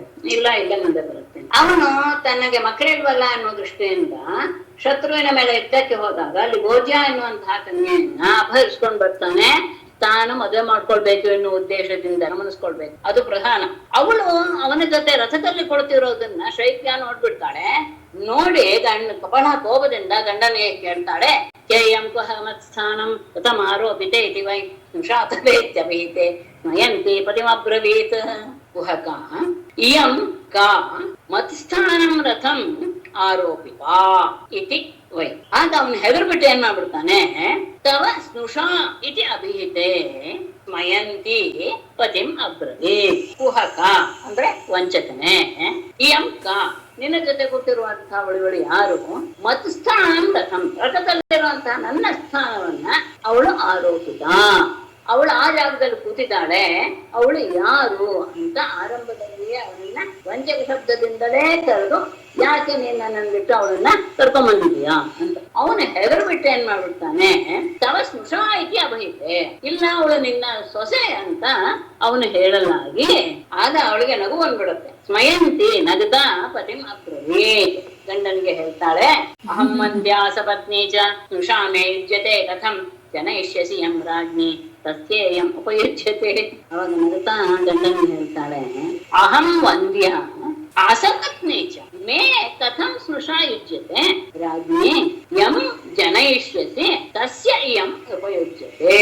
ಮೊದಲನೇ ವಾಕ್ಯ ಅವಳದ್ದು, ಎರಡನೇ ವಾಕ್ಯ ಅಹಂ ವಂದ್ಯ. ಅವಳು ಹೇಳ್ತಾಳೆ, ನಾನು ವಂಜೆ, ಅಷ್ಟೇ ಅಲ್ಲ ಅಸಪತ್ನಿ ಚ, ನನಗೆ ಯಾರು ಸಹಸವತಿಯರು ಇಲ್ಲ, ಇನ್ನೊಬ್ಬಳಲ್ಲಿ ಯಾರೋ ಹುಡ್ತಾರೆ, ಅವನು ಮದುವೆ ಮಾಡ್ತೀಯ ಅಂತಹ ಮೇ ನನಗೆ ಕಥಂ ಸ್ನುಷಾ ಇರ್ತದೆ, ಇವಳು ಸೊಸೆ ಎನ್ನುವುದು ಹೇಗೆ ತಾನೇ ಸಂಬಂಧವಾಗುತ್ತೆ ಅಂತ ಹೇಳಿದಾಗ ಜಾಮಗ ಹೇಳ್ತಾನೆ, ರಾಣಿಯೇ ಯಂ ಜನಯಿಷ್ಯಸಿ, ನೀನು ಯಾರು ನಿನ್ನಲ್ಲಿ ಹುಟ್ಟುತ್ತಾರೋ ತಸ್ಯ ಯಂ ಉಪಯುಜ್ಯತೆ, ಅವನಿಗೆ ಇವಳು ಹೆಂಡತಿ ಆಗ್ತಾನೆ. ಅಂದ್ರೆ ನಿನ್ನ ಹೊಟ್ಟೆ ಗಮನಿಸಿ, ಈಗಾಗ್ಲೇ ವಧು ಮುಖ್ಯ ಆಗಿದೆ, ಅಂದ್ರೆ ವಧುವಿಗೆ ಮದುವೆ ವಯಸ್ಸು. ಆಗ ಇನ್ನು ಮುಂದೆ ಅವಳ ಹೊಟ್ಟೆಯಲ್ಲಿ ಹುಟ್ಟುವಂತಹ ಮಗನಿಗೆ ಇವಳು ಸೊಸೆ ಆಗ್ತಾಳೆ, ಅದಕ್ಕೆ ಕರ್ಕೊಂಡ್ ಬಂದಿದ್ದೀನಿ ಅಂತ ಹೇಳ್ಬಿಡ್ತು. ಅವನ ಮಾತನ್ನ ಅನ್ವಮೋದಂತ ತದ್ವಿಶ್ವೇ ದೇವ ಪಿತರೇ ವಚ ಶೈತ್ಯ ಗರ್ಭಂ ಅದಾತ್ಕಾಲೆ ಕುಮಾರಂ ಸುಷುವೆ ಶುಭಂ ಕವಿದರ್ಭ ಇತಿ ಪ್ರೋಕ್ತಃ ಉಪಯೇಮೇ ಸ್ನುಷಾಂ ಸತೀಂ ತತ್ ವಿಶ್ವೇ ದೇವಾಃ ಪಿತರಃ ಏವ ಅನ್ವಮೋದಂತ ಕಾಲೆ ಶೈಭ್ಯ ಗರ್ಭಂ ಅದಾತ್ ಶುಭಂ ಕುಮಾರಂ ಸುಷುವೆ ಸಹ ವಿದರ್ಭಃ ಇತಿ ಪ್ರೋಕ್ತಃ ಸತೀಂ ಸ್ನುಷಾಂ ಉಪಯೇಮೆ. ತತ್ ಅಂದ್ರೆ ಅವನ ಮಾತಾಡಿದ್ನಲ್ಲ, ನೀನು ಮುಂದೆ ಮಗನನ್ನ ಹೆರ್ತೀಯ, ಅವನಿಗೆ ಇವಳು ಸೊಸೆ ಗಂಡ ಹೆಂಡತಿ ಆಗ್ತಾಳೆ ಅಂತ ಅವನು ಹೇಳಿದ ಮಾತನ್ನ ಆ ಮಾತನ್ನ ವಿಶ್ವೇದೇವತೆಗಳು ಮತ್ತು ಅವನ ಪಿತೃದೇವತೆಗಳು ಅನುಮೋದಿಸಿದರು. ಅಂದ್ರೆ ಅವರು ಸಹ ಆಗ್ಲಿ ಎನ್ನುವಂತಹ ಆಶೀರ್ವಾದವನ್ನು ಕೊಟ್ರು. ಹಾಗಾದಾಗ ಕಾಲಕ್ರಮದಲ್ಲಿ ಶೈಬ್ಯ ಗರ್ಭಮದಾತ್, ಶೈಬ್ಯೆಯು ಗರ್ಭಿಣಿಯಾದಳು. ಶುಭಂ ಕುಮಾರಂ ಸುಶುಭೆ, ಅತ್ಯಂತ ಸುಂದರವಾದಂತಹ ಮಗನನ್ನ ಅವಳು ಪ್ರಸವಿಸಿದಳು. ಸಹ ವಿದರ್ಭ ಇಟ್ಟಿಟ್ರು, ಅವನಿಗೆ ವಿದರ್ಭ ಎನ್ನುವಂತಹ ಹೆಸರಿಟ್ರು. ಹಾಗೆ ಅವನು ಪ್ರಸಿದ್ಧನಾದ. ಅವನು ಸತೀಂ ಸ್ನುಷಾ ಉಪಯೇನೆ, ಅದೇ ಕರ್ಕೊಂಬಂದಿದ್ನಲ್ಲ ಭೋಜ್ಯ, ಅಂತಹ ಸಾಧ್ಯೆಯಾದಂತಹ ಅವಳನ್ನ, ಅಂದ್ರೆ ಮೊದಲೇ ಸತಿಯಾದವಳನ್ನ ಇವನು ಮದುವೆ ಮಾಡಿಕೊಂಡ. ವಿಶೇಷವಾದದ್ದು ಜಾಮೀನ ಒಂದು ಪ್ರಸಂಗ. ಅದು ತನಗೆ ನಾನು ಮದುವೆ ಮಾಡ್ಕೊಂಡು ತಗೊಂಡ್ಬಂದಿನಿ ಅಂತ ಹೇಳೋದು ಇರ್ಲಿಲ್ಲ. ಅವನು ತಡಬಡಾಯಿಸ್ಬಿಟ್ಟು ಹೇಳ್ತಾನೆ ನಿನ್ನ ಸೊಸೆ ಅಂತ. ಅದಕ್ಕೆ ಸರಿಯಾಗಿ ಈ ರೀತಿಯಾದಂತಹ ಇದು ನಡೆಯುತ್ತೆ ಘಟನೆಗಳು. ಆಗ ಆ ಸೊಸೆಯಾಗಿ ಅವಳು ಆಗ್ತಾಳೆ. ಆ ಸಂದರ್ಭದ ಆ ನೆಪದಲ್ಲಿ ಅವನು ತನ್ನ ವಂಶವನ್ನ ಬೆಳೆಸೋದಿಕ್ಕೆ ವಿದರ್ಭ ಎನ್ನುವಂತಹ ಮಗನ ಜನ್ಮಕ್ಕೂ ಕಾರಣನಾದ ಅನ್ನೋದು ವಿಶೇಷವಾದ. ವಿದರ್ಭ ಪದಕ್ಕೆ ಏನಾದ್ರೂ ಅರ್ಥ ಇದೆಯಾ ಮೇಡಮ್? ವಿದರ್ಭ ದೇಶ ಇದೆಯಲ್ಲ, ಇದು ಜೀವನದಲ್ಲೇ ಆಗಿರೋದು ಅಲ್ಲ, ಆ ಪದಕ್ಕೆ ಏನಾದ್ರೂ ವಿಶೇಷ ಅರ್ಥ ಇದೆಯಾ? ವಿದರ್ಭಕ್ಕ ಈ ನಮ್ಮ ಸಂಜ್ಞಾವಾಸಿಗಳಿಗೆ ಅವೇ ಭೇದ ಕೇಳೋ ಹಾಗಿಲ್ಲ. ಅಲ್ಲ, ಇದೊಂದು ವಿಚಿತ್ರವಾಗಿ ಮದ್ವೆ ಆಯ್ತಲ್ಲ, ಅದಕ್ಕೆ ಕೇಳದೆ ಅಷ್ಟೇ. ಗೊತ್ತಿಲ್ಲ.